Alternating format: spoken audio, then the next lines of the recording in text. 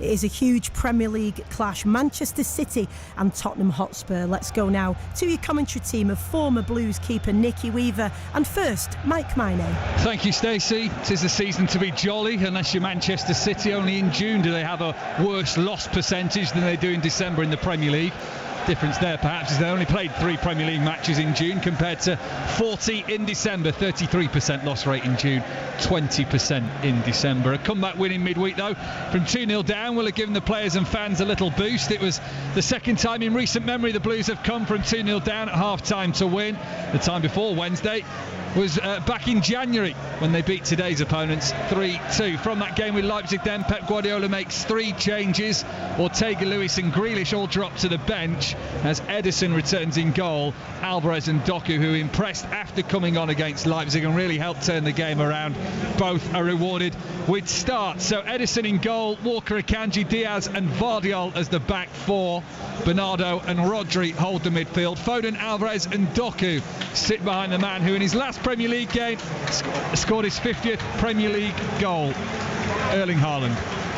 Spurs were going great guns, unbeaten in their opening 10, but have since lost their last 3.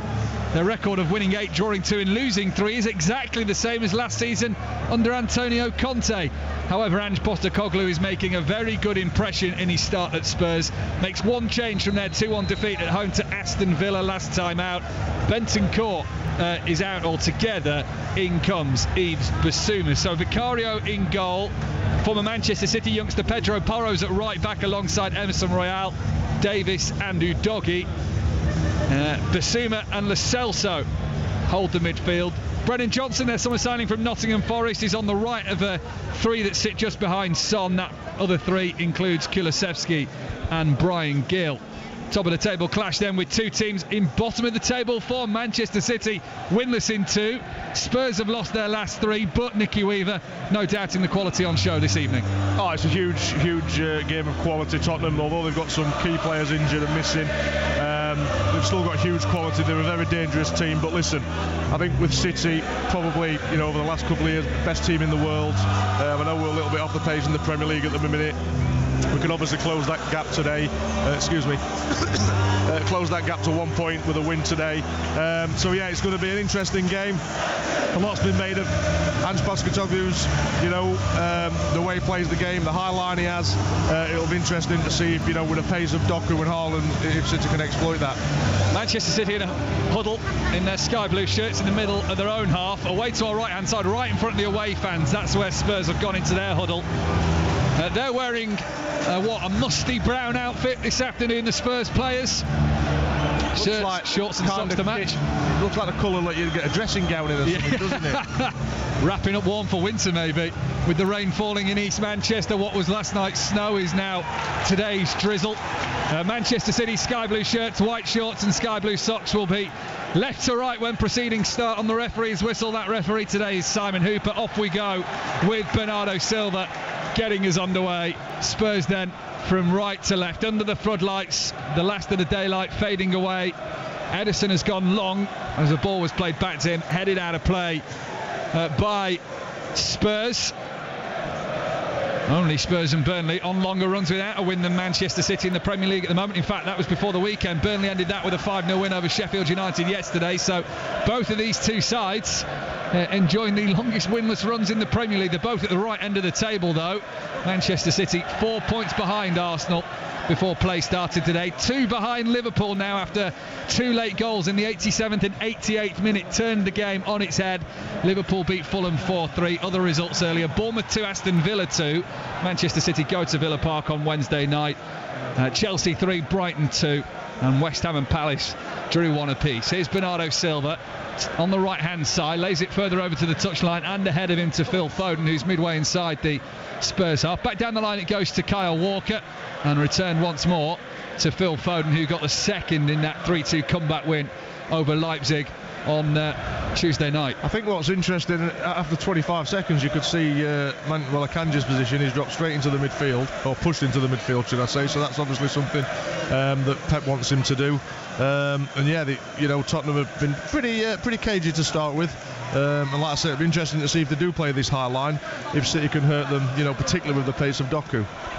who stands on the left-hand side awaiting the ball for now as Bernardo Silva and Phil Foden interchange passes. I think that confirms they are going to play a hard line night. Phil Foden's got the ball sort of 10 yards inside his own half, and the defenders are 10 yards inside their half. Here comes Doku then for a run at Pedro Porro down the left-hand side of Manchester City. He just creeps into the penalty area, tries to put in a cross, it deflects behind, and Manchester City, after 2 minutes, have the first corner of the game 0-0.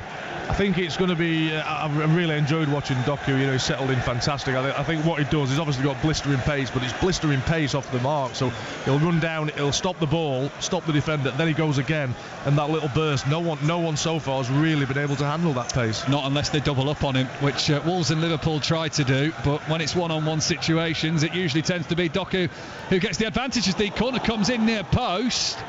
Goalkeeper came for it, was crowded out by a couple of sky blue shirted players, and behind it goes the left hand post. Yeah, I think it was a Kanji, the goalkeeper. Well, it looked like it nearly took a Kanji's head off, I think. But it's a wicked ball whipped in there to that near post as the rain falls in Manchester. So difficult afternoon for the goalkeepers. Off Manuel Akanji's right shoulder. He was in enough controversy last weekend with VAR, Manuel Akanji, with that foul on Liverpool's Alisson. Could have given Manchester City a 2-0 lead at that point. VAR had other ideas. Here's Edison, under pressure from Son, away from his goal, away from his box actually, and dealt with it well enough. Doku tries to head it on the far side, touchline on the halfway line, goes out of play for a Manchester City throw. Linesman didn't seem too sure which way to give that, but awards it in Manchester City's favour. I think the... As City come forward, Haaland's right out on the left-hand side here and wins a corner. The sliding challenge comes in from Emerson Royale, City corner. Yeah, good long throw. Haaland got in, and it's another corner. Let's see if we can whip a wicked one in like he did a minute ago. Just going back to Spurs, I think they can press better without Kane. Although Kane's a brilliant player, but I don't think he can press like Son. Kane enjoying life in Germany. Spurs enjoying life without Harry Kane, it has to be said. Corner far side then, which Alvarez bends in again near post, flicked on by Haaland, away by Spurs on the edge of the 6-yard box, and the ball runs away up towards the halfway line. Yeah, it didn't quite get the loft on it. It was sort of half flicked on, but it's got cleared. But yeah, very dangerous couple of balls in from Alvarez. Bernardo Silva and Phil Foden combine again. Foden tries to get the cross in early from the right hand side. The challenge comes in from Destiny Udogie, and he gets the ball back in the left back position, but it's so tight on the edge of the Spurs penalty area. The press coming from 3 Manchester City players in Phil Foden, Julian Alvarez, Bernardo Silva, and as they try and play their way out of danger, the ball goes over the touchline, and Manchester City have a throw in. It is most certainly in the opening 4.5 minutes 0-0. Yes, it's the battle of the presses. Yeah, and that's Alvarez, edge of the penalty area. No, can't get the control he wants, and Spurs will bring it away. And that's just how the Premier League's gone, especially the top end of the Premier League. I told when Phil Brown was speaking before the game, it's not about, quite happy to leave it 1-on-1, 2-on-2 at the back where, yesterday you always had a spare man, where now it's all about pressing from the front, as we see one here. Vicario clears it away from his own penalty area under the pressure of Erling Haaland. Now Phil Foden steals in behind one of the Spurs defenders in Giovanni Lo Celso. Doku on the left of the penalty area, angles tight, goes for the shot, it's spilt by Vicario, rolls on the byline, looked like it had gone out of play, has gone out of play, and it's a Manchester City corner far side. Yeah, and we're just talking about the press, and City win the ball probably 40 yards out from goal. Foden gets it out to Doku, they get a shot off, they get another corner. So yeah, City, they're not just pressing to win the ball back, they're pressing to create an opportunity and score a goal. Doku carried that into the penalty area, left of centre, and then fired in the shot low. Should Vicario have done a little bit better there? I think he's bobbled in front of him a little bit, I think. Corner comes in deeper, Vicario punches down on the floor, it'll come to Foden on the edge of the D, but in between Foden and the ball was Brian Gill, and the ball is then sent away by Spurs. Son's on the counter-attack, the bounce helps Son immediately there, and he's into the penalty area right hand side and scores, and Tottenham take the lead with their first shot on goal. 6 minutes played, Son finds the back of the net, Spurs counter-attack, and it is Manchester City 0, Tottenham Hotspur 1. Yeah, it's a great finish from Son. I think Edison might be a little bit disappointed, it sent to go through him a little bit, but pace on the counter, it was from a City corner. It was cleared by Spurs, and it was suddenly 2-on-1. I don't quite know how it got to be 2-on-1, but yeah, Spurs have broken numbers. It's a great ball, I think, from Kulusevski.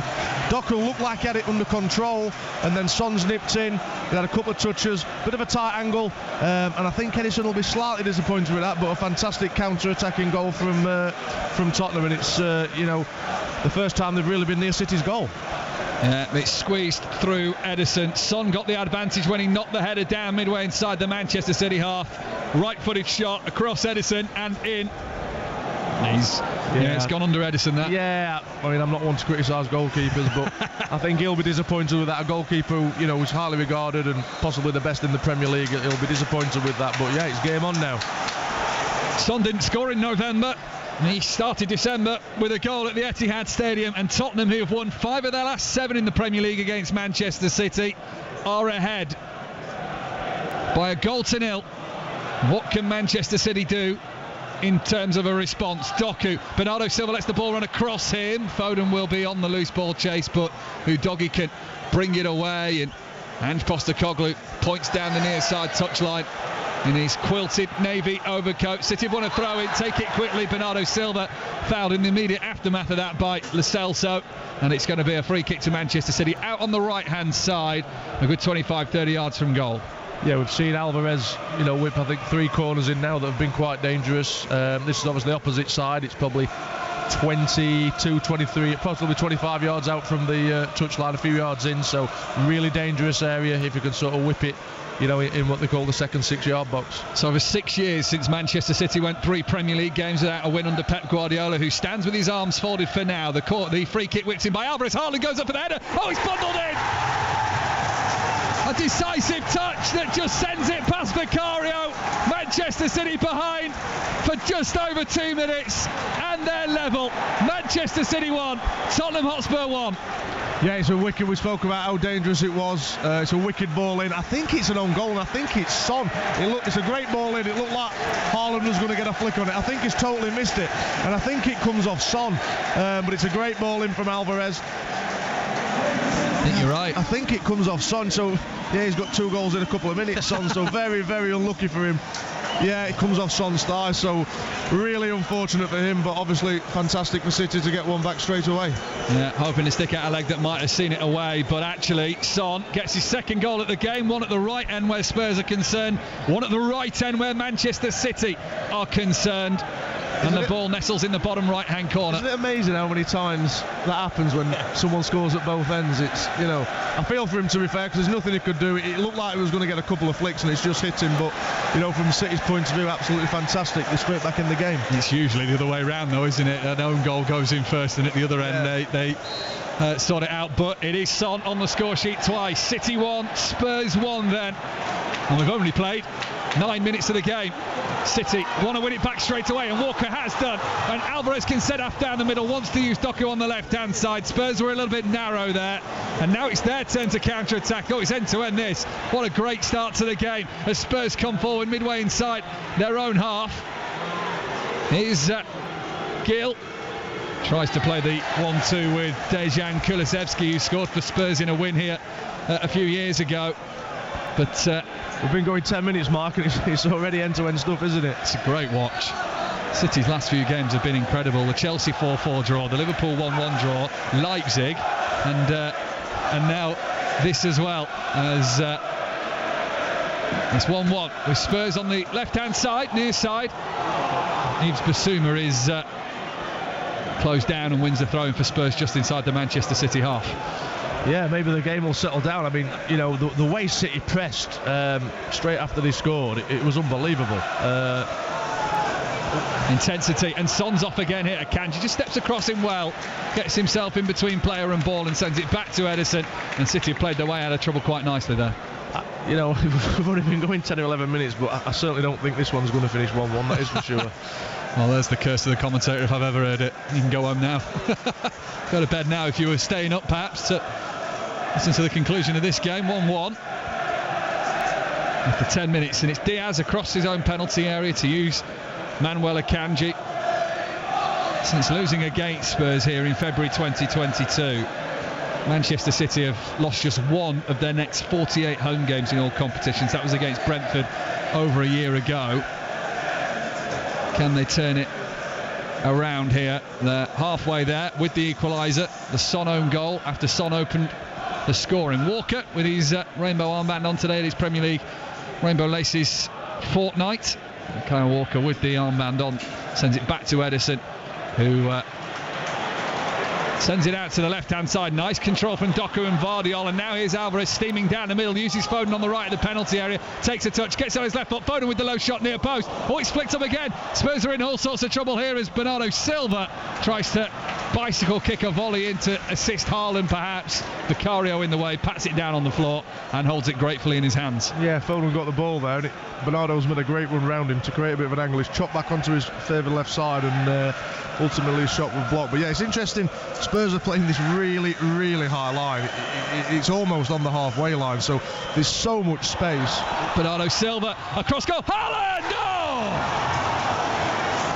You'd have put your house on him scoring from that. 8 yards out, first time shot, wide of the right hand post. City 1, Spurs 1. Yeah, I don't think anyone in the stadium can believe he's missed it. He just didn't seem to get the best contact. Tottenham again sort of trying to play out, they get caught, and yeah, it ends up getting squared to Haaland, who's probably 10 yards out and on his favoured left side, and he's just not got the contact he wanted, and he's just put it 2 foot wide. Vicario scrambling across his goal. It was a tap in for Erling Haaland, but City haven't managed to make Tottenham pay.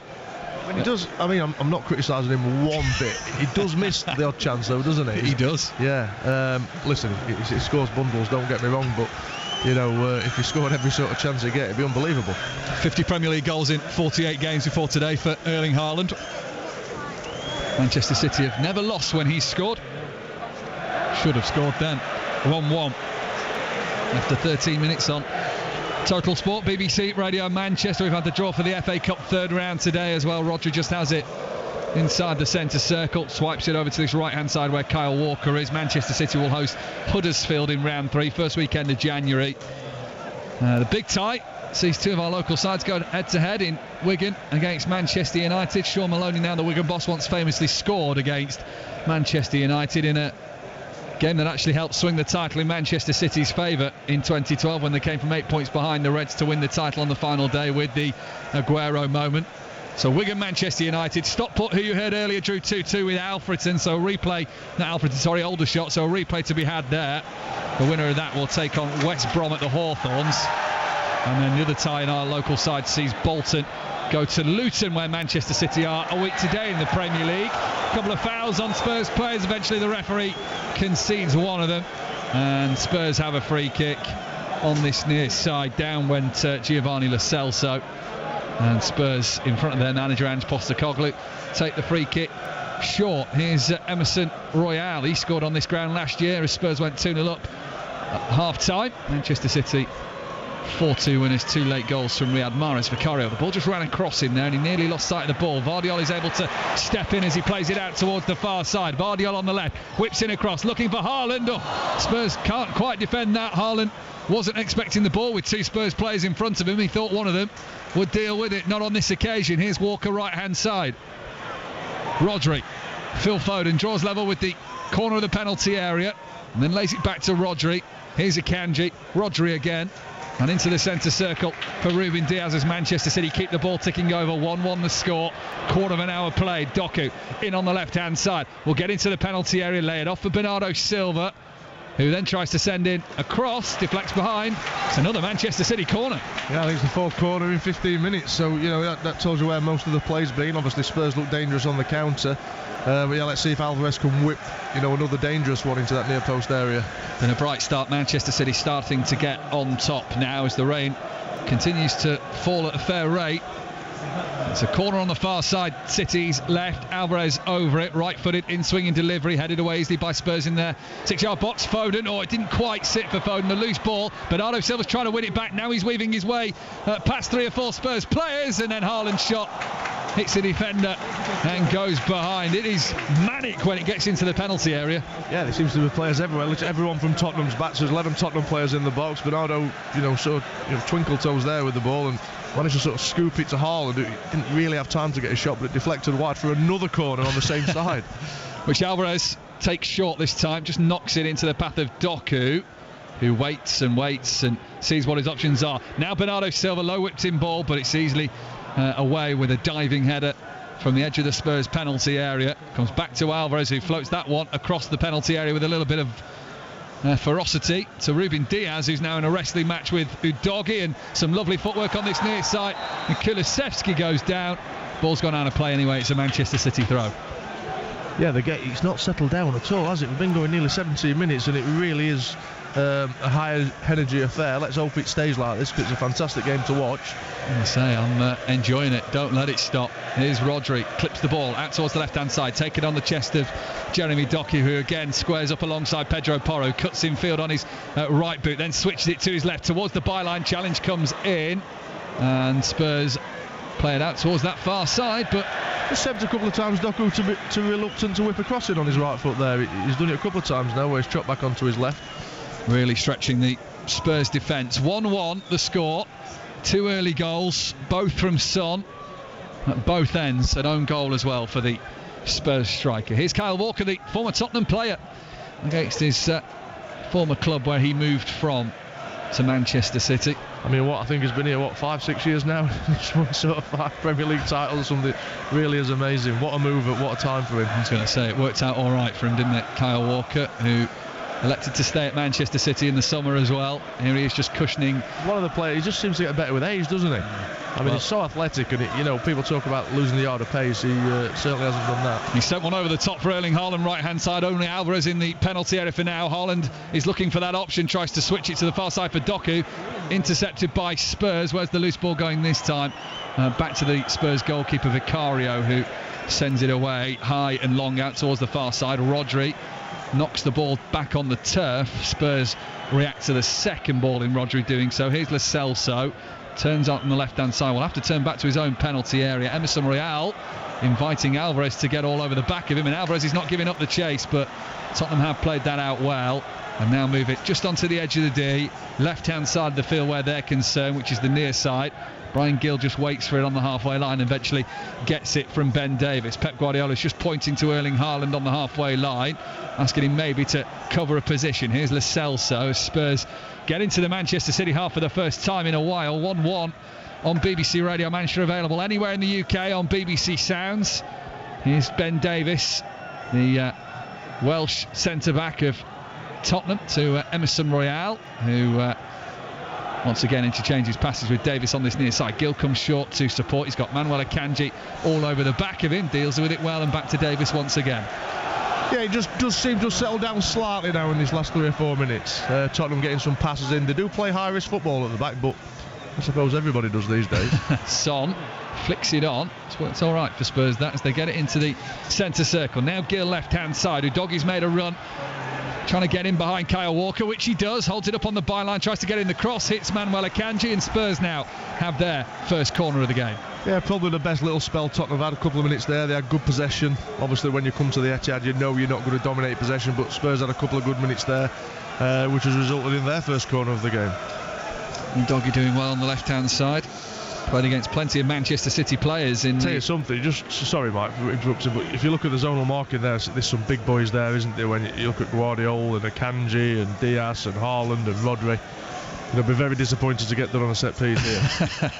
See what happens as Spurs stroke it to the edge of the penalty area, choosing not to whip it in with height, maybe for that reason. Comes back to the corner taker, who sends it in, headed down by Akanji. Diaz has to see it further away. Right hand side of the penalty area here for Kulusevski, who rolls it in on the tight angle for Porro to try and get the assist.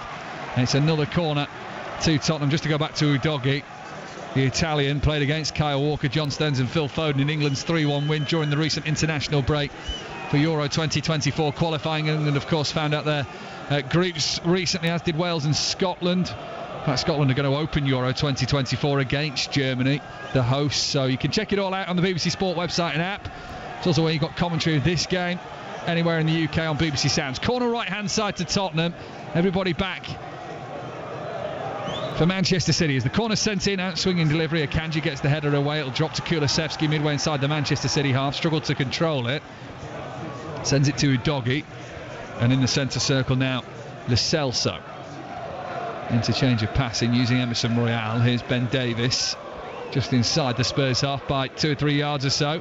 Centre circle, needs an outlet, has to go very short to Lo Celso, who can only kind of hit and hope out towards the right hand side. 21 minutes played, City 1, Spurs 1. Down the right hand side they go, the far side. Diaz across to mop it up, and Manchester City back in control with Edison to Akanji, who had the late call that Kulusevski was racing in behind him. As Manchester City now are the ones to calmly play it out of the back. Here's Kyle Walker to Phil Foden on the halfway line. He's gone over the top looking for the run of Haaland. It might just bend a little bit too close to the Spurs penalty area. Vicario was off his line quickly enough and on the edge of his penalty area gathers the ball. 1-1. Yeah, it was nearly a great ball from Foden, but it just had a little bit too much curl on it. Once it bounces on this wet, slick surface, it was always going to bounce through to Vicario. Rodri.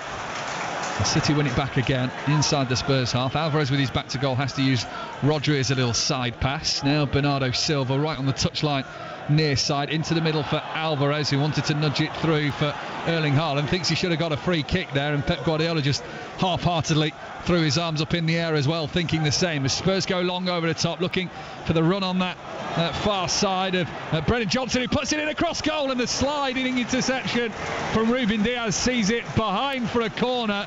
For a brief moment, heart stopped in this stadium, thinking it might have nestled in the back of the net. Yeah, it's a great take from Brennan Johnson. He does Guardiola for pace. It's fantastic from him. And yeah, as the ball comes in, it's a fantastic last-ditch sliding, sort of lunging save from Diaz. So yeah, fantastic defending from Diaz. Another corner for Spurs. I think this is their third now. So good if you're having a spread bet on the corners. Absolutely. He's Spurs short from the corner then, with Kulusevski on the right hand side of it, whips one in. Oh, Edison came for it and then left it confidently, thinking it was going wide. It did go wide. It was the right call from the Manchester City goalkeeper. Yeah, I think it. I saw you twitch. I always twitch when it goes to the goalkeeper. But yeah, I think we've got the wrong angle on that. So it was probably 6 foot wide, but it looked 6 inches wide from here. Edison then with the goal kick for Manchester City, who are drawing 1-1 here at the Etihad Stadium on a cold December afternoon. Nizu Doggy in the left back position for Tottenham. Ball just keeps rolling deeper and deeper into their own half. Back to Vicario. It's Tottenham goalkeeper who is not kept a clean sheet, including this one, in his last 5 games now. Tottenham on the back of 3 straight defeats. They haven't gone on a longer run since the days of Jacques Santini and Martin Jol as their managers. Both lost 3 each. Martin Jol's first 3 games were 3 defeats, and he was coming in off the back of 3 defeats for Jacques Santini. 2004 that was, for those who were playing the memory game. And each of Spurs' last 3 defeats, they scored the first goal, and that's what they did here as well at the Etihad Stadium, taking the lead through Son before he scored an own goal off a Julian Alvarez free kick. Doku on the left-hand side for Manchester City. 25 minutes played in this game. 1-1 the score. Ruben Diaz on the halfway line. Back out wide to Doku, who now has a little bit of space to assess the options and have a charge in on Pedro Porro. Plays the 1-2 with Alvarez. The knock back through to Doku, though, was poor. And Spurs have got themselves a free kick. Doku just wrestling for the ball a little bit too harshly. You just mentioned, you know, Tottenham's clean sheets there, Mike, and talking to Phil Brown before the game about it as well. It's sort of it's almost a non-issue now, a clean sheet. No one really seems to, you know, sort of treasure a clean sheet like we used to. I think Angie's method is most definitely you score 1, we'll score 2. As Bernardo Silva puts through Kyle Walker, who's got to get the pace on, sends in the cross back post. It's gone right along the crossbar. Oh, it has gone out now. It's offside. The fourth of the linesman on this near side flagging. Slightly better ball there from Bernardo into Kyle Walker, and he's in a really threatening position. He was always just on the stretch, but it's flagged for offside anyway. So. Yeah, he had to really put the pace on there, Kyle Walker, didn't he? Did well to keep it in on the cross on the slide that went right over the top of the crossbar, but never bent out of play. Manchester City with Julian Alvarez on the far side, the left. 1-1 the score. We've had such a frantic start. Things have calmed down a little bit, but the way these two teams play, I feel a goal is never too far away. Here's Vardiol into Bernardo Silva is peeling away right on that left-hand side now. He's been on the right with Phil Foden for parts of the game, been in the middle, and now finds himself on the left. A fluid role for the Portuguese international. 1-1 after 26 minutes, and it's Doku on the left-hand side. Won't have a run at Porro this time, and Brennan Johnson's also back doing some defensive work for Spurs as they double up on the exciting Belgian winger. Here's Ruben Diaz. Diaz to Kyle Walker, right-hand side. Phil Foden now up against Destiny Udogie. Has a check back and uses Kyle Walker. 1-1. Diaz on the halfway line. Yeah, sort of just over 26 minutes gone now, and the game does seem to have settled down somewhat. It's not as frantic as it was in the opening 15. City are just enjoying a good bit of possession in the Tottenham half here. Well, they've burnt themselves out probably after the first 15 minutes. Well, it couldn't keep on like that, could it? The first 10 minutes was ridiculous. As Son goes to press now, he really does press with intensity, doesn't he? Is Bernardo Silva, loose pass, and Brian Gill's in here for Tottenham, in on the penalty area, wants to look for Son. Rodri gets back, ball clatters him, and behind for another Spurs corner. Yeah, it's just loose from City, and Brian Gill got the ball. Yeah, I think he's just delayed a little bit, let the City defenders get back in. It was a loose one from Bernardo, you rarely see that. And I think Brian Gill's just delayed it, and I think it was Rodri who got back in. So Son was free on the back stick if he'd have played it maybe a second or two earlier. Son was appealing for it as well. I think he's now having a word with Brian Gill in the 6-yard box to say, what were you doing? I was screaming for it, I wanted it. Right, that is a packed 6-yard box. There's all but about 5 players out of it at the minute. Ederson stands on his goal line. In comes the corner from Brennan Johnson, flicked on by Emerson Royale and then volleyed away by Bernardo Silva up towards the halfway line. That's a kind bounce that might help out Rodri. And he wins the ball. Vardiol out towards the left. Bernardo Silva. That's a better pass this time in towards Alvarez, but the sliding challenge comes in from Ben Davis. Manchester City have a throw-in which they take quickly from midway inside the Spurs half. Far side City's left as we get closer to the half-hour mark. It is still 1-1. Crossfield pass is brought down by Kyle Walker on the right-hand side. Foden doesn't want to take on the left back of Udogie this time, so back down the line for Kyle Walker. He returns it to Phil Foden, who's got his back to goal, pushes the ball into the Manchester City half. And Kyle Walker sees it back to Ruben Diaz. Ederson on very the rare. 6-yard box. You know, Spurs are really pressed. It's very rare you see people press Ederson like Son has, because he's obviously so competent with the ball at his feet. His team sort of leave him alone and let him have possession of it. Where Son, every time it goes back to Ederson, Son's really charged it down. Foden just nicks in a pass that was going back down the line towards Giovanni Lo Celso. So City on the attack here with Doku into the penalty area, and with pace, Doku off the bar, and the rebound doesn't fall across the line either as it moved to the other side of the goal. Doku cutting in, lifted the ball up, keeper beaten, post denies, Tottenham conceding again. City 1, Spurs 1. Yeah, terrific from Doku. He gets the ball on the left hand side, cuts in. I think it might hit post and bar, you know. He's cutting. Yeah, he seems to hit right on the angle there of post and bar. It's a fantastic effort, and if it's 6 inches lower, it's 2-1 City. Great effort from the man who's up for the Club Player of the Month award for November, Jeremy Doku. You'll be not surprised to know Erling Haaland's also within a shout of that, given the number of goals he scores. It bends out towards this near side. Bernardo Silva back on the right for Manchester City. Half an hour played, 1-1. Kyle Walker has it just outside the centre circle. Woodwork denying Jeremy Doku, putting Manchester City in front in this game. Ederson has it under less pressure this time inside his 18-yard box. Uses Bernardo Silva, who goes long, asking for the run Haaland, and that's good defending by Emerson Royale on the slide to try and stretch his body to get the ball before Haaland did, and sent it back to his goalkeeper Vicario, but then Udogie's just kicked it out for a Manchester City throw-in on this near side level with the penalty area. Bernardo Silva takes it quickly, wanting to keep the play ticking in Manchester City's favour. Rodri floated ball out towards the left-hand side. Jeremy Doku just rolls it under his right boot, sends it back to the corner of the penalty area for Vardiol to send in deep. Will it reach Bernardo Silva? It won't. Well, it will, but via the head of Udogie, so no shooting opportunity for Bernardo Silva. He now bends one in left-footed. Emerson Royale volleys it away with the side of his boot, trying to adjust his body on the angle. That's well won back by Vardiol. Haaland out to the left-hand side for Jeremy Doku. In towards Alvarez, got his back to goal. There's Foden! And Manchester City have turned it around yet again at the Etihad Stadium. Trailing early on to Son's goal. Phil Foden has put them 2-1 up. Close range finish. Nice play on the edge of the penalty area. Well won by Vardiol. Haaland out wide. Foden in the right place at the right time. And it's Manchester City 2, Tottenham Hotspur 1. Yeah, it's fantastic finish from Phil Foden there. Haaland plays it out wide to Doku, and it looked like he got no space. A fantastic run. I think it's is it Bernardo? I think it's Alvarez. He's squared it back into Foden. Lovely touch and a lovely finish. Yeah, Doku's got it down there. Nutmegs somebody, gives it to Alvarez. Oh, and he's 6 yards out. Phil Foden has a great first touch. Fantastic ball from Alvarez, isn't it? Great first touch from Foden, and he just slots it in the goalkeeper's near side. 2-1 City. Tottenham players all looking at each other in the aftermath of that. The 3 of the 4 defenders all asking, well, who was picking up Phil Foden? The answer was no one. And Foden from close range finishes it. City 2, Tottenham 1. Fantastic run from Alvarez. Really intricate play on the edge of the box, and City are going again here. They want a bit of daylight between themselves and Spurs. And that's the thing with City, isn't it? You know, here we are again. With Bernardo in on the left. Haaland was waiting in the 6-yard box. Ben Davies slides in, sends it over the bar.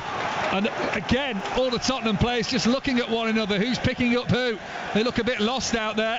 And Manchester City have a corner far side. Yeah, it's another corner. We've had some dangerous corners so far. Let's see if he can whip another one here. Alvarez on the left-hand side. City leading 2-1, 13 minutes before the break. Puts a left arm in the air. And then sends in an in-swinging corner near post. Tried to be flicked on by Haaland, but it had gone over his head. And then Spurs were able to clear it away. And Doku's first option is to go back to Ederson inside his own half. Actually, at the midway point of the Manchester City half, Ederson's come out all that way. Waited and waited for Bryan Gill to close him down. And then sends it out towards this near side. Here is Foden, just away from the right corner of the penalty area. Manchester City in sky blue shirts that are getting a little bit darker due to the amount of rain that's falling in East Manchester. Left to right, Tottenham in there. Brown away kits are right to left, and Tottenham have won a free kick pretty centrally inside their own half. City 2, Tottenham 1. I told you it wouldn't end 1-1, Mike, didn't I? You did. I don't think it'll end 2-1 either, by the way. But yeah, City look really... Spurs look dangerous on the counter, but, you know, City have got that much pace and they've got that much quality in and around Spurs' box. You know, they can open them up at any time. An important win as it stands for Manchester City to keep tabs with Arsenal. Kyle Walker said he doesn't want to play catch-up this season. Wants City to keep pace, or even, if not, set the pace in the Premier League, and he wants 4 Premier League titles rather than back-to-back Champions Leagues, he was saying a little bit early. If you missed it, you can listen back on BBC Sounds as Pedro Porro goes over. So Spurs now have another free kick midway inside the Manchester City half this time. Rodri is booked for the foul, and Johnson and Lo Celso stand over this free kick. In fact, Johnson's just moved away. It's a short free kick taken quickly by Spurs. I'm not really sure what their plan of action was there, because they haven't gained any ground. In fact, they've given it away to Haaland on the halfway line. Bernardo Silva will want to go and give it to Alvarez, which he does. Alvarez on the right of the penalty area. Alvarez is shot off the post, and for the second time in this game, the woodwork denies Manchester City. Alvarez a cross goal from the right of the penalty area, hits the base of the left-hand frame. 2-1. I mean, that come from a Tottenham free kick deep in City, so I really don't know what they were doing, and they've ended up giving it away cheaply. Alvarez gets the ball. It is a good 20 yards out, 18 yards out, and a tight angle. Is it a great shot? It just had a little bit of curl on it, which took it to the post and out as opposed to the post and in. But fantastic effort from Alvarez, but it was all Spurs' own doing. They have cost themselves in this game.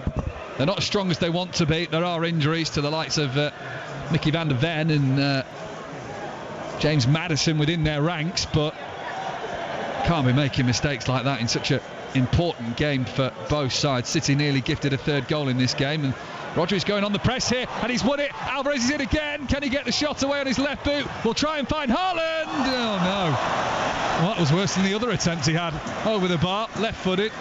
Poor effort. He looks glum. It was a glum effort. 2-1. Yeah, you're expecting him to hit the target. I think he's slightly on the lean back, but again, Spurs messing around with the ball 25 yards out, not under loads of pressure, and really sloppy with it. I think it was Bazuma this time. Gives it to Alvarez. You expected him to get his shot off. He didn't. He managed to square it to Haaland, who's probably 16 yards out, 15, 16 yards out. Traps just behind him in his defence, but you'd expect him to hit the target for sure. It's a wild swipe of the ball, but yeah, Spurs not helping themselves. Play on, says the referee. The ball flicked up in front of Son and hit his hand, but Simon Hooper happy that Manchester City were in possession shortly after that. 36 minutes played, City 2, Tottenham 1. I mean, realistically, Nicky Weaver, what could this scoreline be, given City have hit the woodwork twice? Haaland's had a couple of golden efforts. 7-3, something like that. I don't think we've been unrealistic. I think not. Here's Doku, just outside the left corner of the penalty area. Waits and sees if this is an option available to him. Here's Vardiol to Doku again. And just stands with the ball dead at his feet. Wants to guide it past Brennan Johnson. Back down the left-hand line he goes for Vardiol, Kanji. Diaz inside the centre circle, lets the ball run across his body, and now Kyle Walker right-hand side. Foden just gets the advantage on a Doggy, who perhaps didn't know Foden was coming in from behind there. Stuck out a leg, and referee's going to his pocket. It's going to be a yellow card to the Italian left-back of Tottenham Hotspur. Yeah, like you said, Foden sort of nipped in. I don't think he saw him. We'll get a little look on the replay here. He definitely saw him, that's for sure. Yeah, he cleans him out, doesn't he? Cleans him out, definitely yellow card. That's one yellow card apiece. It's 2-1 in the advantage of Manchester City here, with Edison out towards the left-hand side for a Tottenham throw, and he just scoops it up and couldn't find Jeremy Doku on the far side. Yeah, that's all because Son's pressing him. So yeah, Son will, has used a lot of energy this first half, that is for sure. Pressing has obviously got his goal and an own goal, unfortunately for him. 7 minutes to the break. Manchester City from 1-0 down, lead by 2-1. Tottenham playing it again on the edge of their own penalty area. But if they can get out, they've got 4 in a line against City's back 3 here. So yeah, if they can beat the press, which they're struggling to do at the moment, they'll fancy themselves on the counter. Lofted ball over the top. Son will go on the chase with Ruben Diaz. Will try and knock it on through for Brian Gill. Diaz is able to recover and hooks it away and just sees it out of the penalty area now, with Spurs going forward. Can City quickly play it out? Well, Foden's played that behind Rodri, so Spurs win it back here. Here's Johnson into Porro in the edge of the penalty area, looking for Brian Gill. It's away by Akanji in the 6-yard box, and out towards the far side, where Doku might have a run down the touchline here. Doesn't seem to be screaming with pace. Holds it up a little bit. Tottenham have 6 players behind the ball at this moment. Rodri out towards the right-hand side for Bernardo Silva. Bit surprised there, Doku didn't really want to put the afterburners on and see... have a look at Pedro Porro there. It must be a horrible position to be in if you're Porro, knowing you're up against someone as quick as Doku. Might have another go here. Doku in again, left-hand side of the penalty area. He's had one curling effort that's hit the bar. That one just hits the defender and spins away. Gill turning onto the edge of his own penalty area with Kyle Walker all over him. Plays it into the middle. Foden's there to pick it off and reacts first. Here's Akanji. City leading by 2-1. Rodri. Bernardo Silva back towards the halfway line, to the right of the centre circle for Manuel Akanji. 6 minutes to half time. A floated delivery out towards the far side, which Jeremy Doku can bring down. There's a quick 1-2 with Joško Vardiol. Here is Doku again, then 2 defenders on him. Lays it back to Vardiol, sends in the deep cross. That one comes to Phil Foden, right hand side. Bicycle kicks it back into the centre of the box, but Spurs have managed to get the header away and have won a free kick inside the D in their own half. Yeah, just sense a little bit of frustration, I think, from City. I think, with at the bar, at the post, Haaland's had a couple of chances where he should have scored. So although we're winning 2-1, it perhaps should be a bit more. And I think you can just sense just a smidgen of frustration within the stadium. City, who've only lost 2 of their last 14 games against Spurs here at the Etihad Stadium,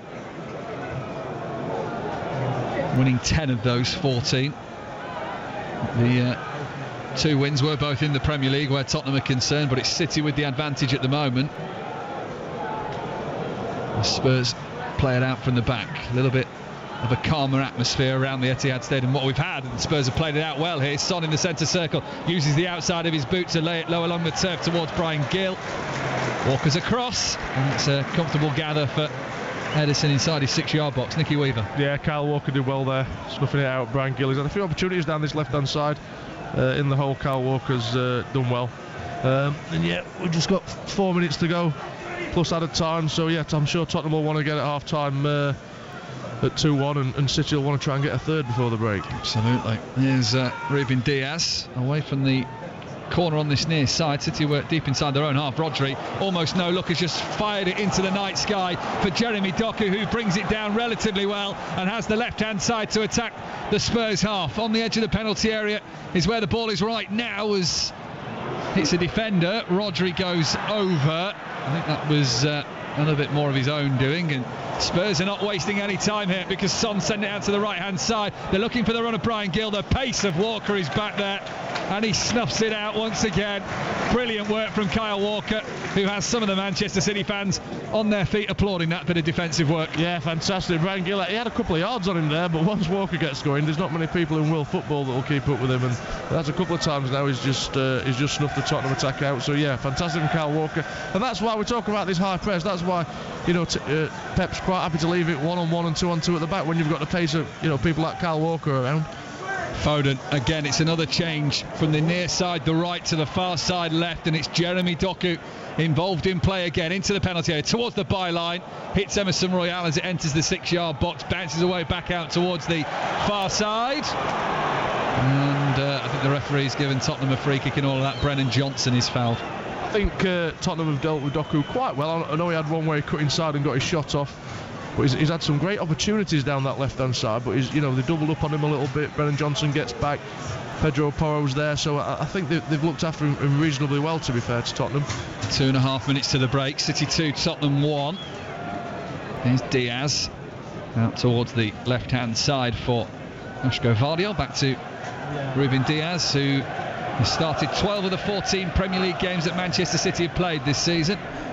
John Stones on the bench, as is Nathan Ake where the defence is concerned. Kovacic, Grealish, Gomez, Bob, Lewis and Phillips, the other options for Pep Guardiola should he choose to change things up. However, he is a man for rhythm and consistency, and will probably feel, after turning down a 1-goal deficit into 2-1 in this game, that Manchester City are in a good place.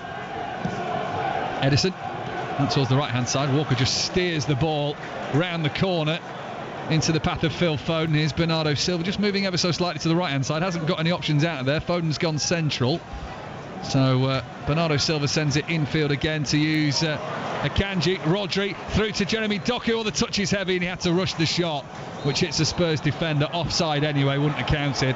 Spurs free kick inside their own penalty area.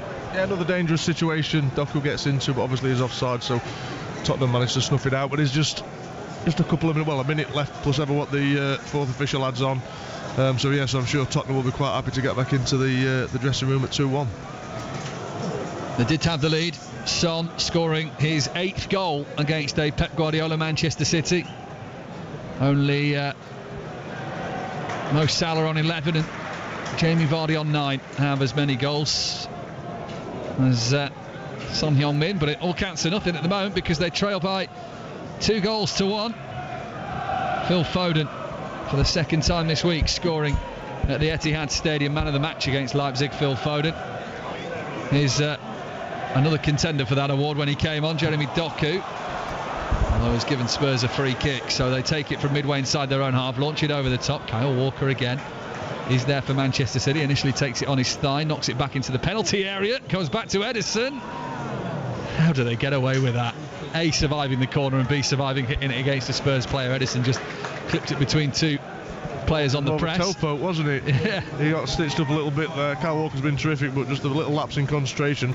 Edison wanted it across him, and he ended up putting it on Edison's right foot, which is obviously not his favourite. He ended up having a touch and toe poking it between the two of Tottenham attackers. 3 minutes of added time shown, so we're into that.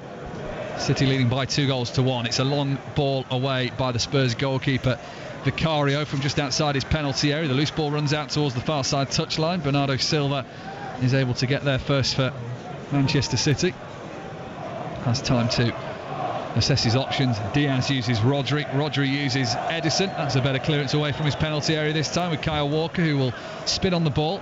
Foden, midway inside his own half, has come deep to assist Kyle Walker here. Walker then pokes it on through for Rodri in a central position. Foden helps him out. Ruben Diaz can start to bring the ball forward. Diaz up towards the halfway line, uses Vardiol on the left. He sends it down the left touchline for Jeremy Doku. Appeals that went out of play, but for now, play continues here for Manchester City. Doku back to Vardiol as a hush descends around the Etihad Stadium, maybe waiting for one final moment at the end of this first half. 3 minutes of added time.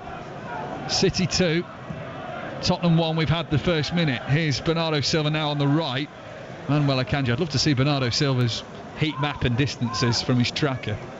There's not many blades of grass that he hasn't touched, I don't think. All over the place, hasn't he? I love watching him play. He's one of my favourite players. He's got so much energy, so much quality, so much awareness. It really is a joy to watch.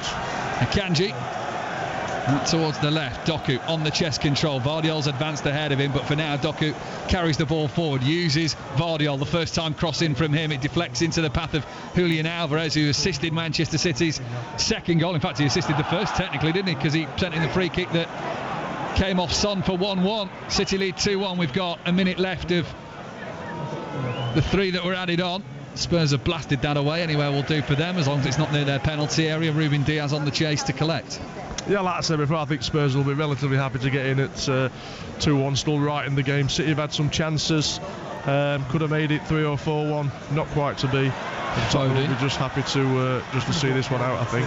Foden battling with Emerson Royale there, and throwing Tottenham is the decision from the referees. The ball goes out of play on the far side. City's left, Tottenham's right, and the throwing is level with the corner of the penalty area. Ange Postecoglou watches on, not giving much away with his facial expressions. The ball goes down the far side from the throw. City have won it back almost instantaneously. Diaz helping out there. Doku, Vardiol back to Diaz again on the halfway line. That is the 3 minutes off. It's almost as if the players are watching the clock and expecting the referee to blow his whistle for half time, which he does. Well, Spurs on the counter-attack, open the scoring. Son's 8th goal against Manchester City went under Edison and put the visitors 1-0 up, but then at the other end, moments later, free kick by Alvarez whipped in, comes off Son for 1-1, so a goal at either end for the South Korean international. But it's Phil Foden after some brilliant work on the edge of the penalty area between Haaland, Vardiol, Doku, Alvarez, and then the youngster from Stockport putting it into the bottom left-hand corner. Means at the break in this top of the table Premier League clash, City 2, Tottenham 1. Nicky, before we talk about the first half in depth, I mean the goals, I mean that's quite a bizarre one, looking at the score sheet there, that the same person scored at either end within a couple of minutes. Not sure whether that's a record actually, not one that you would want to have of course, but talk us through the Tottenham goal and then the very quick reply, which ended up being a goal, of course an own goal from Son Heung-min, as well as Mike just said. Yeah, obviously we know how dangerous Son is on the break. The ball got slotted into him. He got a lot to do. He kept going.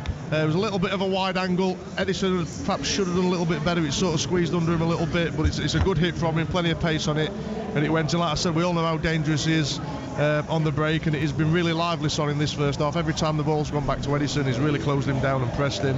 And then, yeah, obviously a couple of minutes later, you know, the ball gets whipped in from Alvarez. It looked like Haaland was going to head it, he just missed it. Looked like one of the other defenders was just going to get a touch on it, and it ended up sort of hitting Son on his thigh as he was sort of in a running motion, and he scored 2 in 2 minutes really, which is unfortunate for him I suppose in one way, but a little bit bittersweet I suppose. Yeah, it certainly is, and as I say, I'm not sure that it's been done quite that quickly before, but then of course to put City in front, a great finish and great build-up finish from Phil Foden. That was on 31 minutes. Yeah, terrific finish. Great little run from Julian Alvarez. He ends up getting the ball, quick turn, put it into Phil Foden, touch bottom corner. So really clinical from City in and around Tottenham's box. And obviously that made it a great finish from Phil Foden.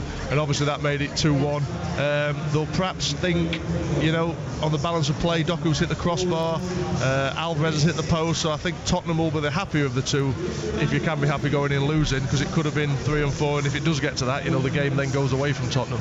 I certainly heard Mike asking you how many goals there could be in this one. 3 already in the first half.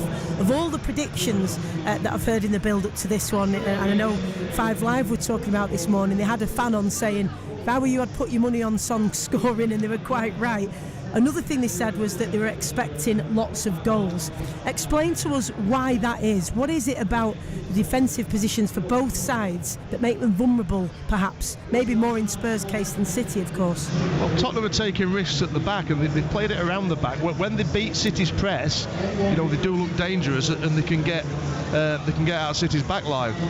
When City win the ball back half the pitch, City are in on goal, and it's often almost man for man us, or you'll have a slight overload. So it's a high risk strategy that Tottenham are playing. If they can beat the press and get into that middle area, then they've got willing runners going forward. So it's a little bit of cat and mouse. I mean, Son's pressing Edison, but he's pressing on his own. Whereas when City are pressing, they're pressing as a team, and they want to win the ball back half the pitch, which they have done a couple of times. Unfortunately, not quite been able to capitalise on it. But it really is an intriguing game. I don't think Tottenham are going to change, and City certainly won't change. Obviously, City sort of bossing it possession-wise.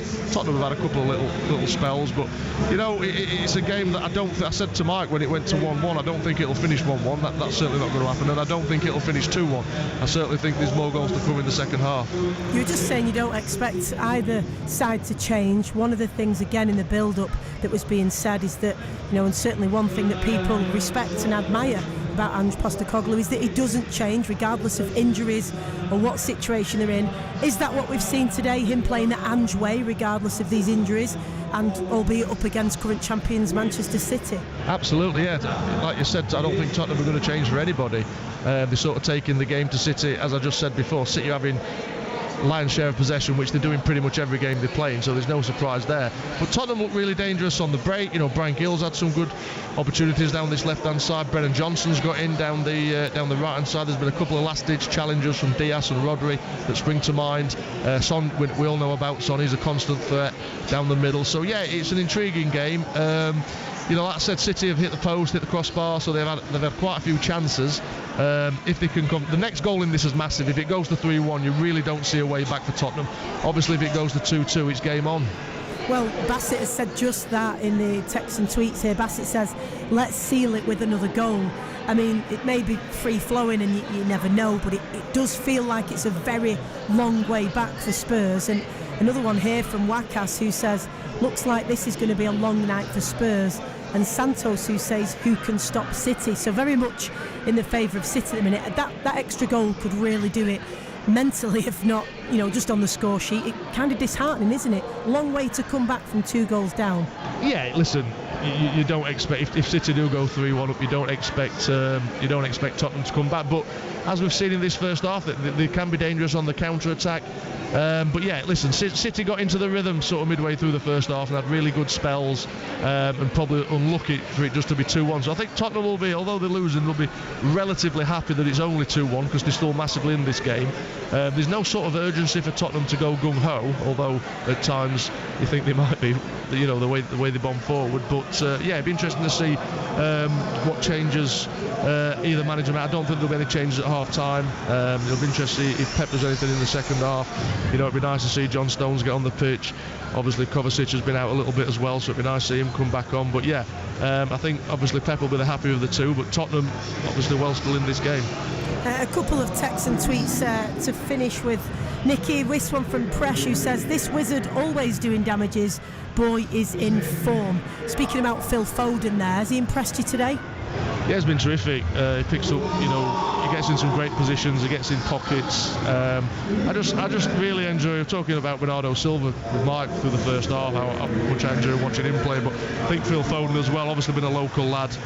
He had to bide his time to get in the team, but he plays pretty much week in, week out now. He really has come of age, and he's a great player, not just for City but for England as well. And he's just a joy to watch. It's his balance, the way he protects the ball, the positions he takes up, he receives it on the half turn, and he's started to score quite a few more goals now. So yeah, he really is turning into the complete player. And the last couple here, Danny says simple, yes. Obviously short on words, but the meaning, pretty happy with it. And then Sherby says, how are Spurs not 5-1 down? So is there something to be said for, in a game like this where you are ahead, you can come in at half time and be glad for the chances that you have converted. But in a tighter game, those really count, don't they? Is there something to be said for that? Yeah, I mean, listen, like I said before, City will be happy that they're winning. Obviously, going 1-0 behind, you'd have snapped your arm off to be 2-1 up at half time. But Tottenham will be also quite happy as well because they're still in the game and the game could have gone away from them. And like we spoke about before, the next goal's massive, and if City get it, you really feel it'll be a struggle for Tottenham to get back into it. But it's been a scintillating first half, and hopefully there's more to come in the second half. And like I said before, I certainly don't think it'll finish 2-1. Well, exciting second half on the way. Thank you, Nicky Weaver, former Blues keeper, alongside Mike Minay there, part of your commentary team. Second half on the way. It's 2-1 to City against Spurs at the moment. Anna Jameson at breakfast. BBC Radio Manchester. I am determined to find the best pie in Greater Manchester. Well, I'm going to add a little bit of controversy, Anna. I'm very sorry, but it's actually a pasty. But I got a measly taste of pasty, and the woman said, "Do you want a pasty barm?" We put it on a barm cake, and apparently they call it a Wigan kebab, and it was absolutely beautiful. You sound emotional, John. Life should be passionate, Anna. You know what I mean? Enjoy life. You and Wigan kebabs. You need to get a room. Anna Jameson at breakfast. Weekdays from 6. BBC Radio Manchester. Total Sport. BBC Radio Manchester. 2-1 at half-time to the Blues as they host Tottenham at the Etihad. Second half commentary on the way here on Total Sport. Elsewhere, it finished Chelsea 3, Brighton 2, Liverpool 4, Fulham 3, West Ham, Crystal Palace 1-1, and also shared the spoils between Bournemouth and Aston Villa, that one finishing 2-2. So second half on the way of City and Spurs. But earlier we had the FA Cup, of course, Aldershot and Stockport County. It finished 2-2. Stockport boss Dave Challoner spoke to Robin Gray after the game, and he says it means, of course, a replay in the FA Cup. How do you assess that in the end? It was a crazy game, really. Yeah, I suppose from a neutral's perspective, you look at it and it was an open game. There was real opportunities. I was disappointed with our first half performance in and out of possession. We go through things in terms of our meetings and recognising where threats are and what we have to deal with, and the start of the game was exactly what we thought it would be. In possession, we were too passive. Out of possession, we were nowhere near good enough, and we were fortunate to be level at the break because of a brilliant goal that Burner scores. Second half, although I'm disappointed that we've not won the game, I'm much happier with the performance in terms of we showed that when we take care, especially in the attacking half of the pitch, because the way things were in the first half, even when we got through, we turned the ball over so many times and they were being brave and leaving 3 up the top end of the pitch, and we were 3v3, so open to counter-attacks. That's why we caused ourselves problems. Second half we were much better and created opportunities. We should win the game with the chance to be created. That's not taking nothing away from Aldershot, because they played their part, and we'll think based on their first half performance they could have been more or further in front than they were. Given the first half performance, then would you say in the end that it got to the stage where you're like, well, given how well they played as well, we'll take a replay? No, because we still had 3 really big chances at the back end of the game, 2 from Sauce, 1 that hits the post. So not settled for a replay, but if you asked me before the game, would I much rather be in it, the competition, or out the competition? I was obviously going to say in the competition. So replay is probably not the ideal scenario for both teams, with I suppose objectives away from the FA Cup in terms of league programme, but regardless, both teams want to make sure they get through and have the opportunity to go to West Brom in the next round, and that certainly applies for us. So in 10 days' time, Stockport will have that replay against Aldershot for the right to face West Brom. We had the draw earlier for the next round of the FA Cup. Some very, very tasty matchups. Newcastle and Sunderland in a North East derby. Liverpool and Arsenal in a clash of the Premier League titans. But in our neck of the woods with our local teams, Manchester City will host Huddersfield. Wigan will host Manchester United. What a cracker that'll be. Luton host Bolton. So plenty of our local teams still in in action. It's 5:30, so we're just getting ready for the second half of your big match commentary here. Manchester City and Spurs in the Premier League. Christmas just wouldn't be Christmas without... Start your festivities with the BBC Philharmonic and us. It's magical, isn't it, when you hear them play? Be in the audience for our Christmas concert in Duckenfield on Friday, December 15th. You're in for a real treat with some wonderful music, as well as stories highlighting the real spirit of Christmas. Find out more, including the full terms and conditions, at bbc.co.uk/Philharmonic. We're really in the Christmas spirit. Wearing your Christmas jumper is optional. BBC Radio Manchester. Total Sport. BBC Radio Manchester. Second half commentary on the way in the Premier League of Manchester City and Tottenham Hotspur. The Blues ahead 2-1 at the moment. Scores elsewhere in the Premier League today finished: Chelsea 3, Brighton 2, Liverpool 4, Fulham 3. That's one to catch up on. Plenty of goals today in the Premier League. It finished West Ham 1, Crystal Palace 1, Bournemouth 2, Aston Villa 2. And we've already had 3 goals in the first half of the game between City and Tottenham. So match of the day is one not to be missed tonight, as plenty of goals to feast your eyes on. Of course, we'd love to hear from you at the end of the game. 0800 218 2255 is the number to call. So get in touch. We can put your thoughts, questions and comments to our commentary team of former Blues keeper Nicky Weaver. He's alongside Mike Minay. If you prefer to text us, it's 81333. Start your message with the word Mank. Of course, we're on Twitter or X at BBC RM Sport. And you can also WhatsApp us on 08000 321 333.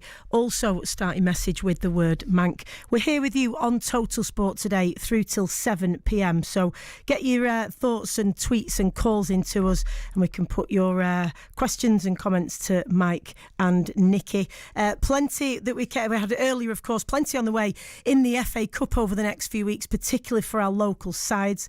As you heard earlier in your first commentary today on Total Sport, Stockport didn't quite get the job done against Aldershot in a riveting game. That one finished 2-2. Your commentary team of Robin Gray and former Bolton player and assistant manager Phil Brown brought you that one. It was close and County could have got the job done, but as you heard from Dave Challoner earlier, not what they wanted.